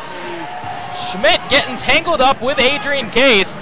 Last night we saw Case go at it with Drew Newmeyer a little bit. Case ended up serving 5 minutes in the penalty box after a hit against the boards of Newmeyer that ended up with a few guys piled up over at the far boards last night. This time it's Schmidt and Case Adrian Case, he's active, he's aggressive on both sides of the puck, and he is not afraid of going at it with a pair of some pretty intimidating ASU defensemen. So Schmidt will go to the box. 2 minutes for roughing. So he'll spend the final, ASU will spend the final minute and 3/4 with a man down, and then the 15 seconds into the third. 2 minutes for roughing. Schmidt 2 for roughing. Time of the penalty, 1:46 remaining in the second period. Schmidt 2 for roughing at 1:46. 2 for roughing for Connor Schmidt. You got to imagine that was maybe a 30-second puck battle going on here in the near corner. Things were going to get rough at some point in that puck battle. I guess the referees assigned Connor Schmidt was the guy who ended up escalating it first. It's cleared by ASU, and Bergkemper hustling all the way down the ice, trying to see if Amoroso would make a mistake with handling the puck. He did not. Westchester resetting now with the power play. This is their third of the night. And ASU cleared it again by Blumgren. 1:20 to go in the second. Handled by Dorfschneider. The backhanded pass up to the far point. That's Evans, and it's stolen away. Comes cleared again. Bergkemper still coming down into the offensive zone despite he not holding the puck. Swall gives it over to the far side. That's Muncie. He has it stolen, though. Here comes Murphy, one man to beat. Nice defense there, though. Gives it up over to Bergkemper. He loses it for a moment, still holding possession. A minute to go. Leba sends one in, saved by Amoroso. The rebound went over to the left. Westchester trying to get a forecheck going here on the power play with 37 seconds left in the period. Weaving in and out are the Golden Rams and Evans. He gives it down to Davis. Up top and a whistle. A slashing against, must have been Westchester. Tough call. I didn't see that one. Looked like it was a bit away from the play. Not the mistakes that you can afford to make if you're Westchester. They had finally gotten the power play offense going. ASU seemed to have noticed that Westchester's been having a difficult time advancing the puck into their attacking zone, so they were applying a lot of pressure on the PK. Westchester had finally been able to beat that pressure. Looked like they were going to set up the 5-on-4 extra man attack. Instead, dropped back down to even strengths at the 4-on-4. So 4-on-4 for 40 seconds. That will carry over to the next period. There's 20 seconds left here in the second. So no more clearances allowed. It'll be an icing. Albanese had a man on him, so he had to give it up. They try to give a stretch pass there. Rivard steals it away from John. Mangoni's pass hits off of 2 Golden Ram sticks, but Newmeyer holds possession now. They ran out of time before he can get a shot off. Horn sounds. It'll be 14 seconds of a 4-on-4, and then ASU will get a minute 20 power play on the back end of that. A good second period, 2-0 the advantage in the period, so 4-0 overall. Jason, take us through it in your eyes. In my eyes, Westchester came out even stronger than they did in the first period in terms of sticking to their game plan. The Golden Rams really had just, I think you said 16 seconds separating the 2 Sun Devil goals, under a minute of slip-ups for Westchester. They had a little bit of a mental lapse, a little bit of a defensive breakdown as Mike Amoroso was beaten twice in quick succession. Other than that, defensively and in the neutral zone, I still think Westchester's hanging right in there with the Sun Devils. The problem for the Golden Rams remains bringing it across the blue line, getting an attack going, and the best attacking chance they had, Dominic, this last power play here in the second period, well, they blew it. They brought the puck across the blue line after a minute of battling to do so, and when they were finally able to do so, it was a slashing penalty brought up against Ryan Evans, ended up costing them the 5-on-4 chance, costing them what could have been a solid attack against Robert Levin and the Sun Devil PK defense. Quickly here, do you think the penalties are a trend that's going to move forward? It really escalated in the second period, and we saw the near fight breakout as well as in the first period as well. It's tough. You know, we saw a lot of chippiness last night as well. Adrian Case, Drew Newmeyer at the center of that. We've already seen Case start to go at it with Connor Schmidt once tonight. You throw that on top of the big illegal hit Tyler Whitaker threw out in the first period. The Sun Devil bench wasn't liking that one. I wouldn't be too surprised if things keep getting a bit more physical tonight. All right, that does it for us up here. Now let's toss it down to Zuriel with the captain, Brett Blumgren. Zuriel Loving here with Captain Brett Blumgren. Brett, how are you adapting to your captain role on and off the ice? It's been good so far. All the guys I pretty much know, and the new guys fit in really well, so it's a pretty smooth transition. On the ice, just try to lead by example, do all the little things, and we have so much skill in this team that I don't have to do much, you know. And then Coach referred to Saturdays as battle days. How are you going to win not only the offensive battle but the defensive battle tonight? I think we just got to keep it simple. I think we're getting a little too fancy. We ran up the score pretty good last game. I think we're trying to do a little too much, but if we stick to the basics, we should be fine. We should get another 4 or 5 goals this next period.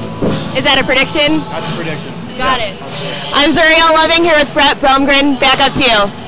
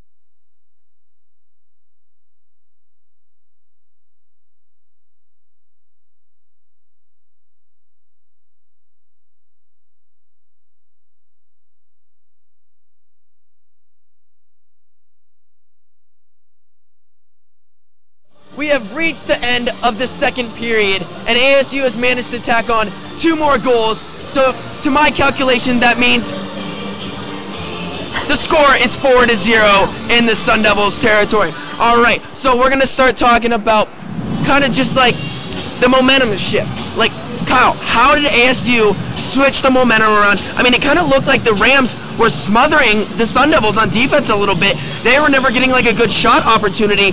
So how did the Sun Devils manage to shift the momentum and score 2 goals within 10 seconds of each other? Well, you know, Troy, the thing about hockey is that the more shots you get, the better chance you have to score, and that's something we've seen all night. ASU now up to almost 30 shots on net here, and we're just headed into the third period. And that's been the key. Mike Omarosa for Westchester, he's been playing really well out there. However, if you're facing shot after shot after shot, regardless of how good it is, you're going to get a little tired, and eventually something's going to open up, and that's exactly what we saw with Rivard and Morris. And we have seen a different goalie from Westchester tonight. Last night, it was Michael Rice. Tonight, it's Mike Amoroso. Allie, has that made a difference in tonight's game? You know, I think it made a difference, but I think it's more of a difference of Westchester as a whole. Because going back to your point even, they left the first period, wait a second, we are only down by 2. That is a drastic difference from last night. So they came out that period with a little bit higher hopes. They were trying a lot harder. They weren't so lackadaisical because they actually believed that they could. And maybe switching the goalie, you know, he was probably really tired from last night. He had so many shots taken on him last night. He probably was a little bit sore and a little bit tired there. But think about this for a second. Coach Power says that their team is the most scouted team in the ACHA. If that's true, teams need to look at that and realize physicality and being chippy does not work. What did Westchester do that period? They played more conservatively. They weren't being as chippy, and it worked. Mm-hmm. Absolutely. And so for the Westchester defense, I mean, obviously, as Allie just said, ASU has been very heavily scouted. You think Coach Swall last night, looking at some of the game tape, do you think what kind of differences did he make with his defense? You know, I don't think it was really the adjustments that the coach made. Obviously, you're going to have those, but so much of it eventually just falls on the players. And the effort, and, you know, Allie was talking about it all last night, laying out for the puck, trying to make those big hustle plays. We're not seeing so much more of that tonight, but it's just the little things. It's getting your stick in the passing lanes. It's falling down here and there. It's throwing that extra check. All of that played smart is great. And Troy Scott has been up in the booth, and I asked him, I said, Troy Scott, I want to quote you on the broadcast. Talk a little bit about how Westchester's playing. And he said what they need to do is make sure Arizona State takes more shots from the outside. Arizona State is the type of team that when they're in the crease by the goal, they're so creative they will make it work. Westchester needs to keep them on the outskirts, and I completely agree with that. Absolutely. Yeah. So we'll see if the Westchester Golden Rams can make the comeback in the third period. Well, alongside me, I have Allyson Cummings, the beautiful Kyle Kerchaval, and I'm Troy Lynch.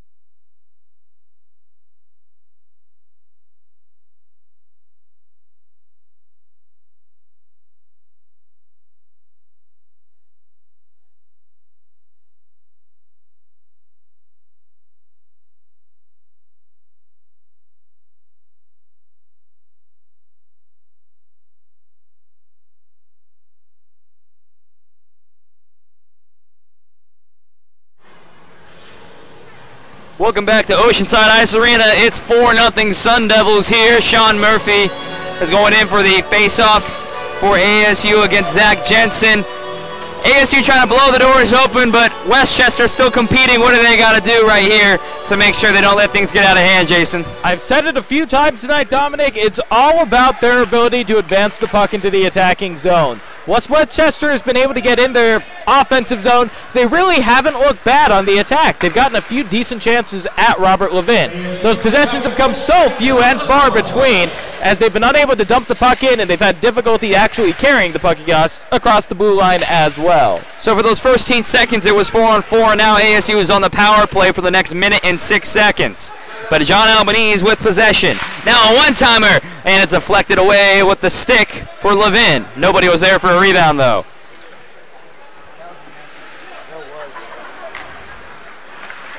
Now ASU. Sean Murphy, man, he is moving fast on the fresh cut ice. He gets it, he scored! No, he didn't, what? Sean Murphy. You could have sworn that went up on the top shelf. Sean Murphy has the so-close hat trick tonight. 3 absolute near goals from the first line left winger. Just hasn't quite been able to deliver. Burkhamper up to McGovern. He sends one in and try to get it to Murphy, who is redirecting, and it's caught by McGovern before it clears. He sends one in, it goes wide. Rebound to the slot. Murphy, he had a body on him. Now it's Schmidt. He fakes the pass, a good one too. Now gives it up, one-timer, and it goes off the side of the net and all the way out of the zone. 9 seconds left in the power play. My eyes deceived me. I'm sure you're not alone in that one, Dominic. That chance was close for Sean Murphy. Westchester escapes the power play unharmed, but they came close to giving up a goal. It comes in now. Blessing is met by Evans, and oh, that did not look good. Blessing went straight into the boards hard and went face down, and ASU took exception to it. Here we go, boys. They're separated quickly. But Blessing just was clocked by the boards. Yeah, a big hit into the boards. As we see Michael Cummings, it looks like going at it with Michael Dorfschneider of the Golden Rams. Whoa, now Blessing gave a stick after a look. I can't tell who it was, but it's a Westchester player reached his hand out on the Blessing's mask, and in retaliation, Chris, who can blame him, gave his stick back to the bench, and it's going to be Chris going into the box as well. That's tough luck for him. That's quite frankly ridiculous, considering the guy from the bench reached out his hand to try to annoy Blessing, and he said, "Get off of me." You know, you can't blame Chris Blessing for doing it. It's something I think any of us would have done out on the ice. Someone reaches out, someone makes contact with you. It's tough to not retaliate. But Chris Blessing has to be aware that all eyes are on him right now. He's just coming off of a big scrum, coming out of a scenario that drew the officials' attention. Everyone was watching him job with the Westchester bench. He could not afford to send that stick into the bench, even if the bench, may have had it coming. A 5-minute major for Cummings because of a cross-check, which was in retaliation to the hit on the Blessing. And Blessing, coming back, gets 2 minutes for unsportsmanlike. So it's 5-on-3 for 2 minutes at the least. And Levas tried to get a clearance, but got some heavy hits by the puck on the board. So we get to see the special teams on full display. Levin, a great dive onto the puck before it could rebound back to the slot.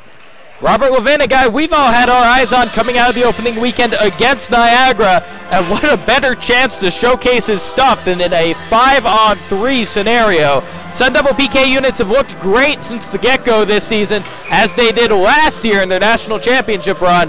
If they can kill off a 5-on-3, that'll be something else. 10 seconds have elapsed on the power play. 17:57 left in the third. Albanese takes the face-off and wins it. Now up top, it's Swall, gives down a fake one-timer. They're going to take their time with this. High slot Swall, now a one-timer. Levin covers up. Another 10 seconds have ticked off. Yeah, covered and smothered by Levin. So far, so good. You look at the way the ASU lines up in this 5-on-3, you can't afford to cover all angles to the center. With a 5-on-4 chance, you're already conceding some of the more outside passing lanes if you're playing it perfectly. With the 5-on-3, you really can only afford to have one guy trying to keep the opponent out of the slot, 2 other guys trying to get in the way of passing and shooting lanes. Very limited in what you can do defensively. Schmidt gets a clearance, and here comes Cooney. Backhand chance. Where's the puck? All he knows is Amoroso covered it. Wow, nearly a short-handed chance on a 5-on-3. Not something you're going to see every day. A 5-on-3 short-handed go for Tommy Cooney. You know, it's a rare thing to see, not just because of how difficult it is to pull off on the defensive note, but if Tommy Cooney got that puck taken away from him, ASU would have been exposed with just 2 guys back. You got to have good puck control. Tommy Cooney does. Good breakaway goal scorer. One of the few guys you'd actually like to see out there trying for a little breakaway, down 3-5. A minute 14 left in the power play, or rather the 5-on-3. Cummings will come out before it was unsportsmanlike. Sent down low there. Davis gives it back up top. Back to Davis. Bodies all over the place. McGovern was down on a knee and he deflected it away and it goes out of the zone. That's the kind of commitment you need to defend successfully 5-on-3. Ed McGovern down. Oh, Smurfy with the steal in the zone. Oh, and he shoots it high. Sean Murphy is magical with the stick. Murphy been magical with the stick. Hasn't been able to find that magic on his finish tonight. That's 4 now. 4, Dominic. Close chances for Sean Murphy. On another night for Murphy, he'd be looking at a hat trick +1. And there's a chance in the slot. Back-to-back kick saves by Levin. Right there, Dorfschneider was on the doorstep. He couldn't put it home. Back top, a one-timer, and Schmidt wears it on the body. 2 true defensemen out there along with Murphy. 10 seconds left. Bodies everywhere. McGinty whiffs on the shot. Now it's Murphy. 5 seconds left. They're going to have a man now. Here comes Schmidt. He's got 2 men to beat if he wants to take it all the way, and he can't get it. Blessing is out of the penalty box. It's 5-on-4 for the next 3 minutes. A lot of shouting now. The teams are really getting into it with each other. A one-timer chance for Evans, and he whiffed on it as well. Newmeyer, as he's diving, gets it out of the way. Mangoni, he's got a man on top of him. That's Oppenacre, and now they fall to the ice together, losing his stick. This is going to get ugly real fast if this kind of play keeps up. Gianni Mangoni doing his best Coda Ingbar impression, getting the breakaway, getting wrapped up in a stick, and throwing that stick aside. Now Burkemper got hit on it, and Amoroso managed to send it around the boards before he could get close. 2:15 left in the power play, 15:20 left in the third. The Sun Devils are surviving that 5-on-3. We saw some incredible reaction time and quick movement from Robert Levin. Those back-to-back leg saves cannot be overstated how impressive that was. Levin down to his knees, back up again, over to his glove side, and down again quickly. That's something 99% of ACHA goalies are unable to do. Robert Levin is absolutely in the conversation for the top goalie in the ACHA. However, it's a team effort to survive a 5-on-3. The commitment from guys like Ed McGovern, Connor Schmidt, going down on one knee, looking to block anything and everything they can. That's what made it possible, along with Robert Levin's spectacular goalkeeping. They try to leak it back to Levos, and Levin comes out to drop it off for him. 90 seconds left with the man advantage for Westchester. Davis falls to the ice. Whitaker trying to get in front of Blomgren before he cleared it. Maley is down there, and it's lost by McGinty. A shot in by Bowen.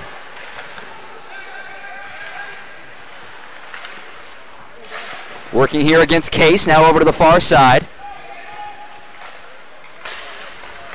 Villaness almost had it picked away from Cooney. He sends one right into the pitchfork, and Levin keeps it and gives a shove to Case. And again, it's Adrian Case at the center of a little bit of extracurricular activity. A high-energy guy like Case is always going to find himself in a scrum or two. But with the consistency he's been finding himself jawing and shoving with some of the Sun Devil defensemen, you got to imagine Case is doing his best to get into the ASU players' heads.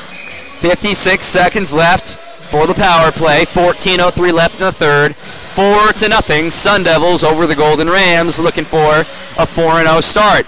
Maley couldn't get it cleared. A poor pass there, and the puck will leave the zone. Enter back in, but if anyone in a black jersey touches it, they would have had a whistle. Cleared away by Levos.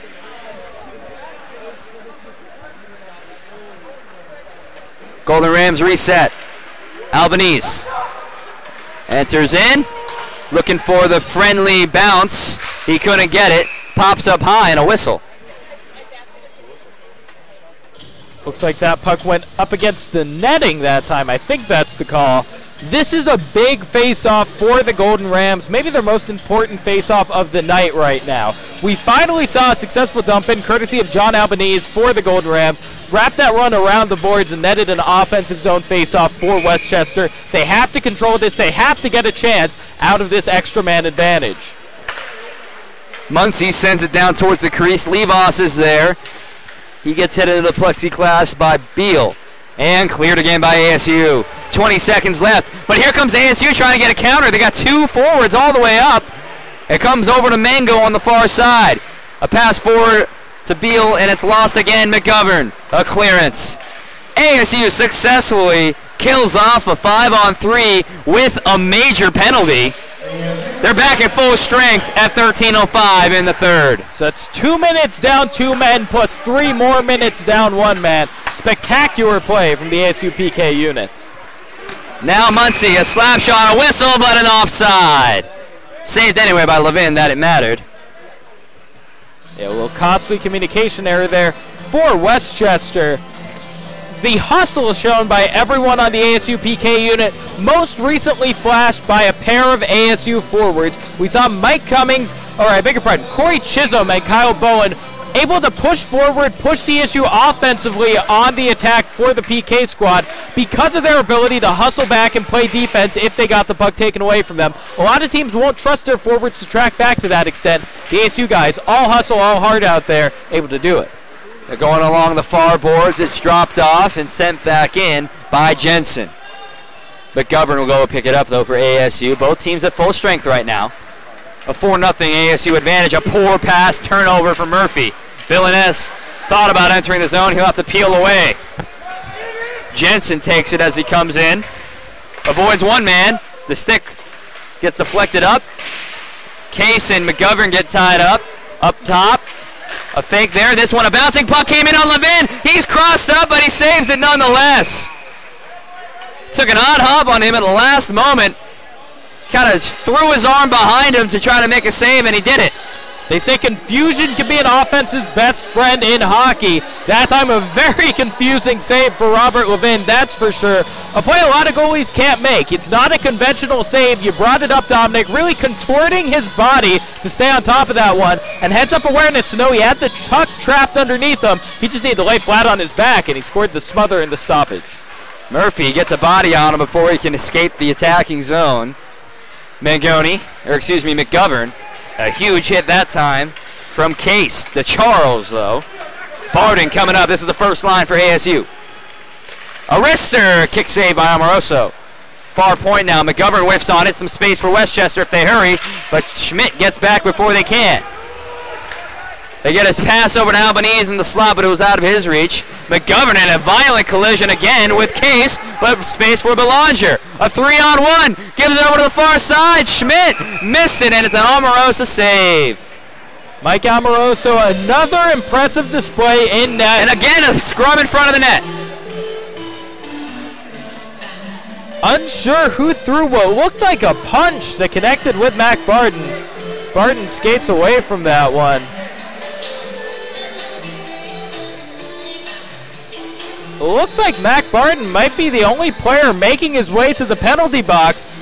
Dominic, I don't like to do any commentary booth officiating. The officials obviously see it better than we do, but there was clearly a black gloved fist that came out of that scrum at Mac Barden.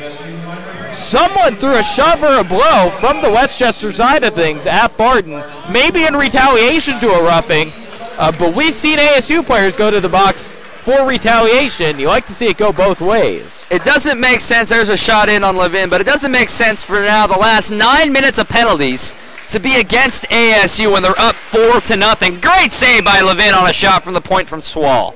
Just doesn't make sense. Well, just 9 minutes consecutively for penalties for any individual team, for either one of these teams. These teams are clearly going back and forth at each other. You can argue who's been instigating, who's been retaliating. However you look at it, both of these teams are getting chippy with each other. It doesn't make sense, you're right, Dominic, for one team, ASU or Westchester, to be out there racking up all the penalty minutes. It takes two to tango. It does, and you got to give it one way or the other. You can't just give it to one. Either let them play and let them get chippy and out of their hands. Cooney with a chance on a shorty here from the top of the circle. or call it both ways and have two guys go in the box with coincidentals. Westchester comes away with the puck. Cooney's chance was thwarted. 10:40 to go in the third. 1:12 left in the power play for Westchester. Offside is the call. Just enough. Was knocked down by Cooney, and that much of a delay caused Westchester to jump ahead. We talked about all the penalty minutes right now going in Westchester's favor. You look at the offside numbers. ASU yet to be called offsides in this one. That one going more the way of the Sun Devils. You can credit that with a great defense, though, by ASU. Very true. Very true. I've definitely agreed with a number of the offside calls called against Westchester as well. Chisholm backhands it into the zone, out of play. Down over to the behind the crease, and he gets down there, and he hits a hit into Oppenaker, who has been one of the instigators tonight. Case as well. Adrian has really been in a lot of faces tonight for the gold helmets. Levin will opt to cover that one up with 47 seconds. Blumgren with a shove to the back, and another one coming in. Another hit. Westchester just seeing how far they can take it. That time, Brett Blumgren giving the first shove, it looks like. Blumgren, a guy who in some ways is... Chisholm and looks like Jensen getting involved again. But nobody's going to be sent to the box, and ASU's just sick of this. Yeah, Zach Jensen and Adrian Case, the pair of Westchester forwards, they're very active players, they're tricky players, and honestly, they're an annoying type of player to play against because of how hard they play out there. They're doing a bit to compound that factor, however, getting into some scraps with some ASU players. Westchester can complain all they want, but at the end of the day, they're still down by 4 with halfway through the third. A nice stop by Bowen trying to get something going on a forecheck all alone. It's loose for Chisholm, one man to beat. Now he drops it off for Bowen. Kick save with the right leg for Amoroso. Now a great hit in there. Bowen got hit by Jensen, and ASU's benches are just on fire right now. They can't stand anything that Westchester is doing. A great save by Levin. Rebound try, no. 8 seconds left in the power play. Oh, that is ugly right there. Blumgren almost got tied around on a cross check. Instead, now it comes over right into Levin's equipment, and he covers up. Brett Blumgren, a guy, he kind of shed some of the enforcer tag he got his freshman year. He came in as a guy looking to hit people, looking to maybe start a few things. Nowadays, he's the captain. He's in a leadership role. But you can bet the game's getting chippy out there. Brett Blumgren, he's still going to send some bodies flying. Send a pair of them to the ice for that last possession. Of course, as things get a bit chippy, hotly contested out there on the ice between Westchester and ASU, we would like to thank our fans watching across the nation, including those in Westchester. I understand there's a bit of a viewing party gathered around to watch the Golden Rams take on the Sun Devils here in Tempe. We thank you for watching and hope you've enjoyed the broadcast so far. Sean Murphy gets tied up. Yeah, thank you on that. A shot in. Amoroso has the rebound, and he covers. But with Jason Chesler, I'm Dominic Cotronio. Wherever you're watching, thanks for joining us. Sure to follow Cronkite Sports on Twitter. Like us on Facebook. Stay tuned here on the site for any sort of ASU news your heart desires. And honestly, we found ourselves in the middle of a pretty entertaining hockey game tonight, Dominic. Closely matched up game. We've seen decent chances from both sides. Not quite the scoring explosion from ASU as last night. Schmidt sends one in. Up top, McGovern looked for a deflection. Couldn't get it. It comes out. Albanese, he's been doing great tonight all over the ice. Avoids the hip check, and now he gets a piece of it. Schmidt and him get a little danced up, and now it comes over to the center slot. Now Murphy, what a move! Avoids one man, gives it back to Schmidt. Backhand, loose in front, missed there by Barden. Oh, almost another chance for Murphy. He gets it back. Pass over to the left side. What a beauty, too. Barden gives it back to Murphy. Bodies flying all over the place. McGovern sends a shot, he scores! That's one way to answer when things get physical. Just score a goal. 5-0 Sun Devils. And Ed McGovern, one of the most physical players on the ice for the Sun Devils, the one finding the net, but it's all thanks to Sean Murphy. What an offensive display by Murphy. That last ASU attack Incredible stick control, incredible control of the puck in tight spaces, taking that puck away from some stick challenges made by Westchester and slotting it back to his defenseman McGovern, who slotted it past Mike Amoroso for the goal. Mac Barton also given the assist. Yeah. Fourth different goal scorer tonight. Rivard has 2 of them. Mangoni tried to go D-to-D with Newmeyer. He missed the first one. Evans is trying to get something going here. 8 minutes to go in the third, and it's 5-0 Sun Devils. He avoids 2 checks, one from McGinty and one from Dorfschneider. Now he's tied up along the boards. Looking ahead, ASU is on the road next weekend. Cooney works free, still working. He crosses the slot, couldn't get a shot off. It comes over to the far side now. Newmeyer.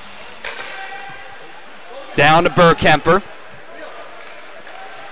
A pass over to Mangoni, who was crashing in from the point.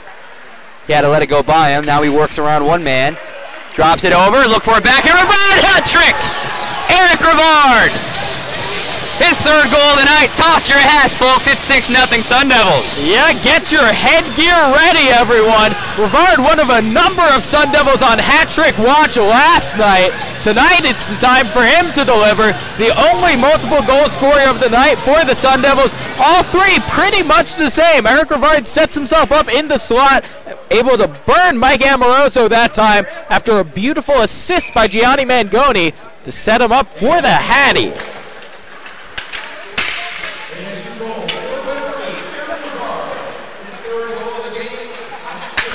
5-goal weekend for Eric Rivard. Mangoni with another assist. And Cooney as well. A penalty will finally looks like maybe go against Westchester. Got to say, Dominic, my heart skipped a beat.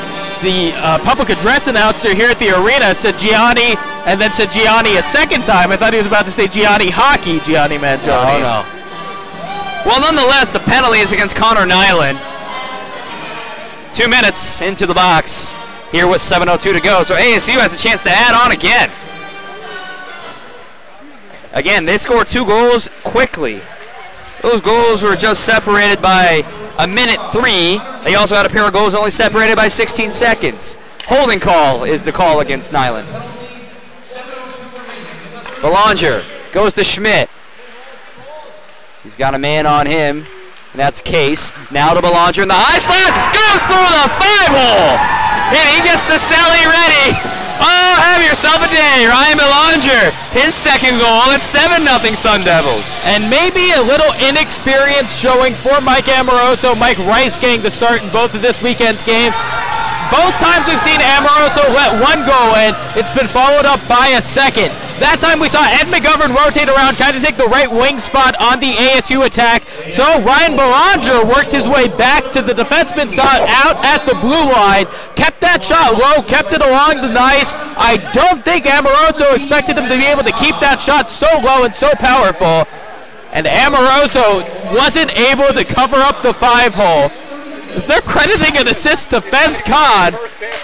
Fez Khan is not on the roster for the first half of the season, but here at Oceanside, hey, he's able to get an assist. Impressive work. I don't even know who they would be trying to give that to. Either way, impressive shot, impressive finish by Belanger, able to go 5-hole on Mike Amoroso. It's still 7-0. 21 goals on the weekend for ASU, and there's still 6:20 to go here in the third. And oh, by the way, Levin still hasn't allowed one to pass him. Schmidt gives it over to Chisholm, but he couldn't get there in time. Comes all the way back to McGovern.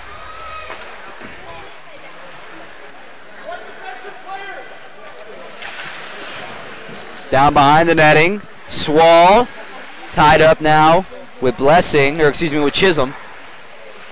Albanese hits his man. That was Bowen. Newmeyer's got a man on him. He gives it over to Schmidt. He's been on the ice almost the entire game, and he avoids 2 checks, and it's Albanese who hits down.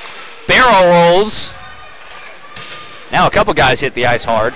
That's a Sun Devil tied up down there. He's being kept there by Evans. It was Morris. Schmidt fakes one. Backhands. He scores! Number 7 with it 7-0. Makes it 8-0. What a night for ASU.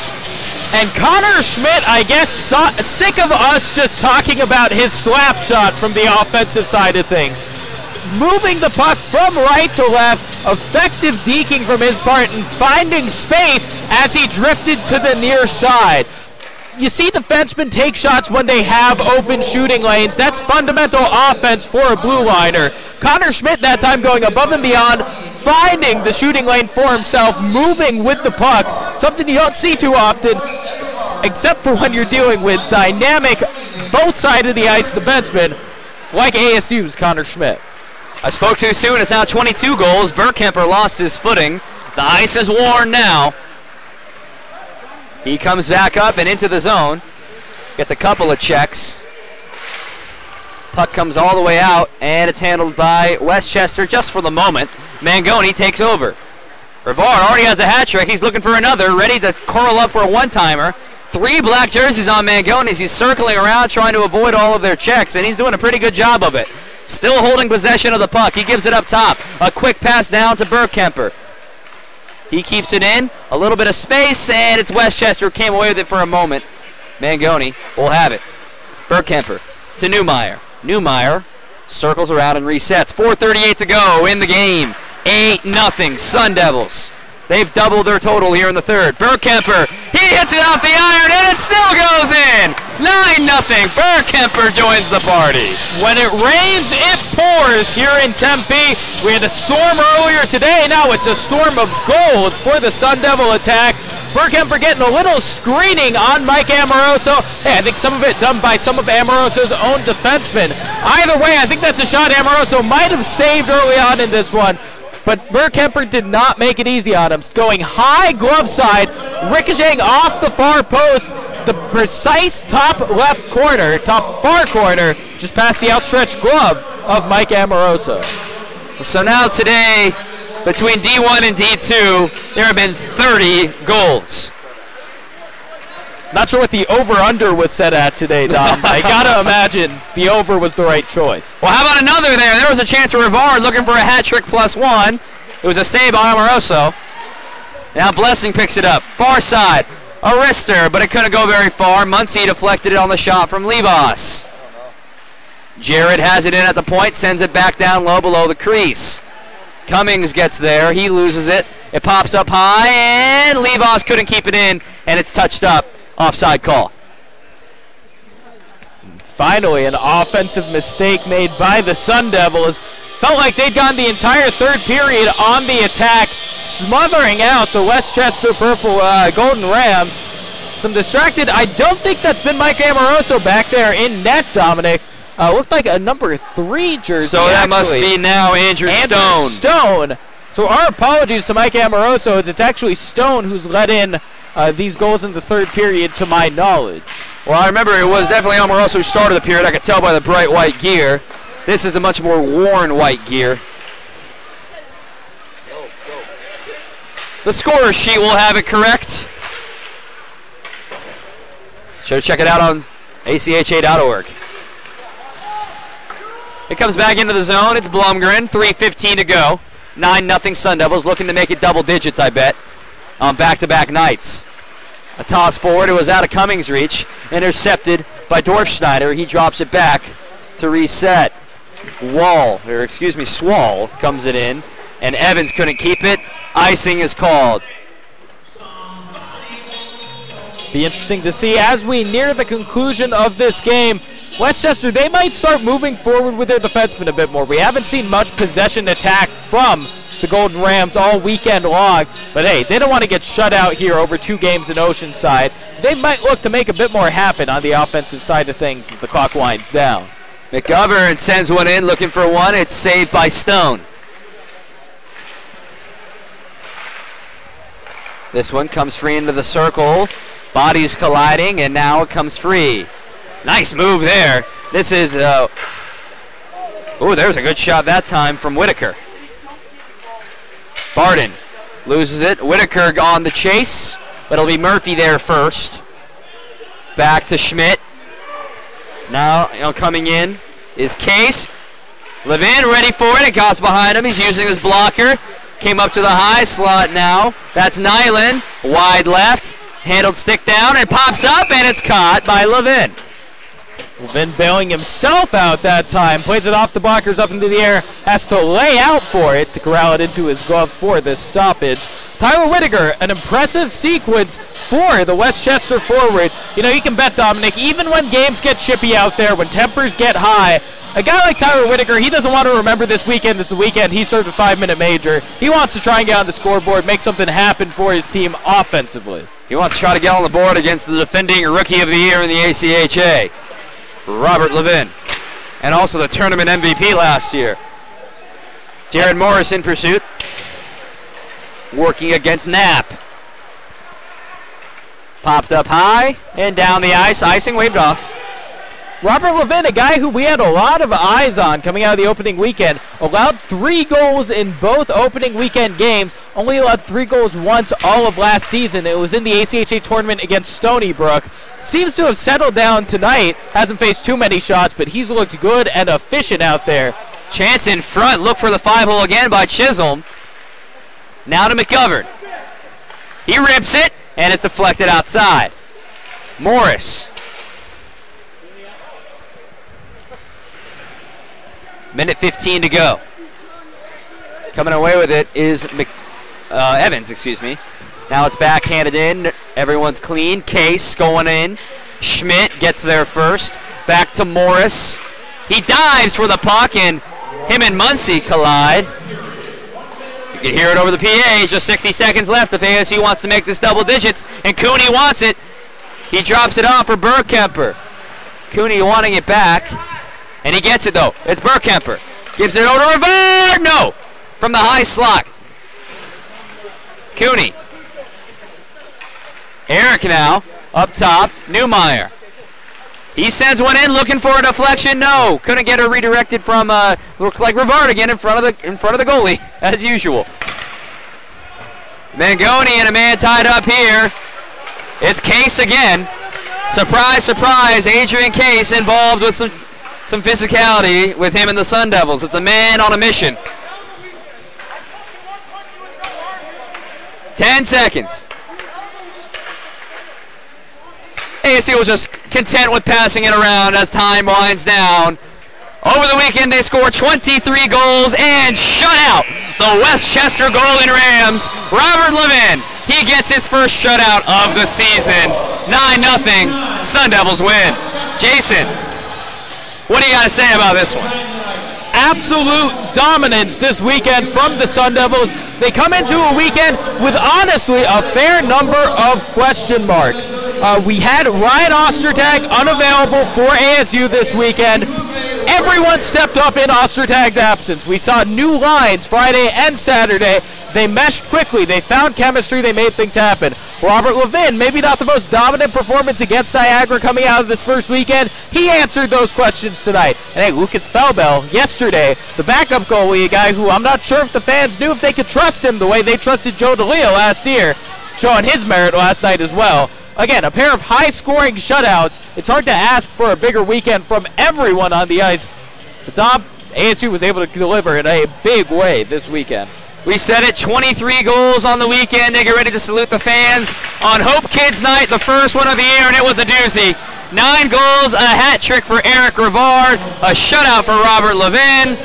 Just add them all up, but it was a good one for ASU. They hit the road this week, though. They head up north to Minot State before they come back home on October 10th and 11th for, you guessed it, U of A and Banner Rising weekend.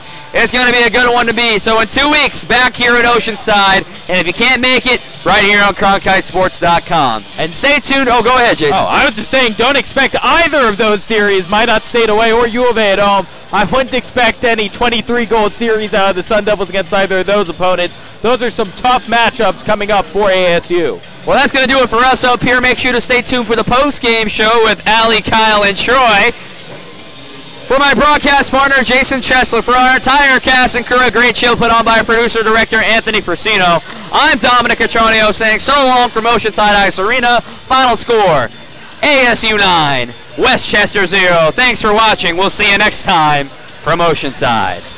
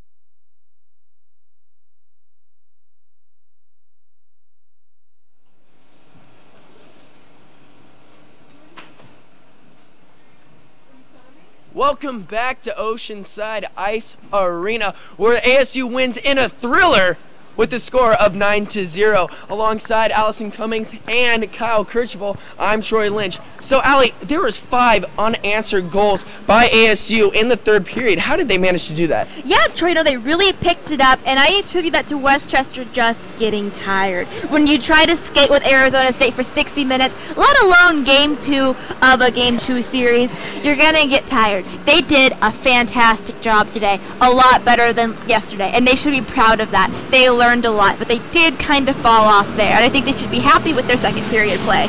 And we did see a goalie switch by Westchester, switch from Amorosa to Stone, and Stone just let up 5 goals in the third period, which is not good. Kyle, who's your MVP coming out of this game? Well, again, whenever you have a team that scores 9 goals, it's hard to pick one guy. But, you know, I think I have to go with Connor Schmidt tonight. Was all over the ice, had a goal, a few assists, a big block shot down here on this end. And I mean, we love watching the guys that are making checks, getting in front of shots, just doing all of the hustle things, because that's Allie's thing, you know, the hustle plays and the aggressiveness. That's what we love to see. And Connor Schmidt was the epitome of that tonight. Played a great game. You're going with flow. You know, I was talking to him this week at practice. I gotta give him that nickname. He liked it, so we're good calling him that. But I was talking with him. He said he likes to be more of an offensive defenseman when he has the opportunity. He understands that sometimes he's going to have to play a little bit more conservatively, but he loves playing up there, pushing it up the blue line. But for my MVP, I struggle with this because, you know, when you're winning, it's kind of hard to pick one player, but I'm going to have to go with Eric Rivard, not just because of the hat trick, but because of the amazing season he's having this year already. Last year, he started the year off with an injury. We didn't see Eric Rivard till a couple series into it. Then he really started to shine that way, but he's been doing fantastic. He played with Sean Murphy before on the Sioux Eagles, and he played with Connor Schmidt before. So these guys kind of know his style. He's a mucker. You know, he's not as creative as others. He's not as fast as others, but his style of play works against a team like Westchester because they're more of a chippy, physical team. So that allows for a player like an Eric Rivard to really shine. And the ASU Sun Devils outscored the Westchester Golden Rams 23-0 this weekend. 2 shutouts, one by Lucas Felbel yesterday, and tonight by Robert Levin. So do you think this is a confidence booster, Kyle, for Robert Levin? I mean, he did average letting goals in of 3 last weekend, but today, 0. Are we going to see that later in the future? Well, you know, I mean, I think that's what we've come to expect from Robert Levin over the years. And for Levin tonight, I mean, he only saved 15 shots. So, I mean, is that really an accurate representation of his capability? I don't know. But from what we saw, he was making some great saves. And anytime you shut someone out, it's got to be a confidence booster. And we always hear Coach Powers talk about how for Levin, it's about getting the win. That's exactly what he got here tonight. And fun fact about Robert Levin, he does not know any stat he has except for his win-loss record, because that's all he cares about. He's the ultimate team player. He just shows up, wants to try hard, stop a few pucks. He hates attention. He hates interviews. If you don't believe me, take that camera and then go try to interview him, because he will run. But he only knows his win-loss record. And this isn't an accurate test to see how good of a goaltender he is, but I think we'll see that test against the U of A or a Minot this next weekend. Just a bit of a preview. A little bit, yeah. Exactly. You will see. Stay tuned. Stay tuned, exactly. Yeah. All right. So Arizona State played the unranked Golden Rams. So next week, they played the number 6 Minot State. Are we going to see different play from the Sun Devils next weekend? Oh, absolutely. I'm expecting Powers to mix up the lines again. You know, I keep saying it, but he likes to shift it around early on in the season. Minot State lost a lot of really key guys. They started out last season as the number 1 seed. They are now the number 6 seed behind Iowa State. That's new. But the biggest loss for Minot was the loss of Wyatt Waselenchuk, their goaltender. They're going to have to really rekindle that and figure out what they're going to do, because Robert Levin is a ninja. And against Arizona State's offense, they're going to need someone that can stop a few pucks. Minot is a creative team. They're finessed, and they're also a little bit feisty, so we'll see. It'll depend on their defense. Can they shut out the Sun Devils? Can they keep the Sun Devils on the outskirts of the ice, avoiding them to shoot closer to the crease? Well, you heard it all from Allyson Cummings and Kyle Kerchaval. Stay tuned. Next week, we will not be with you guys. For the Sun Devils, we'll be taken on the road against number 6 Minot State. Don't cry, America. But we'll be back in 2 weeks, all right? Well, you can follow us at cronkitesports.com. Tell your friends, tell your family, and tell your pets, because we are here to stay. All right, alongside Allyson Cummings, Kyle Kerchaval, I'm Troy Lynch.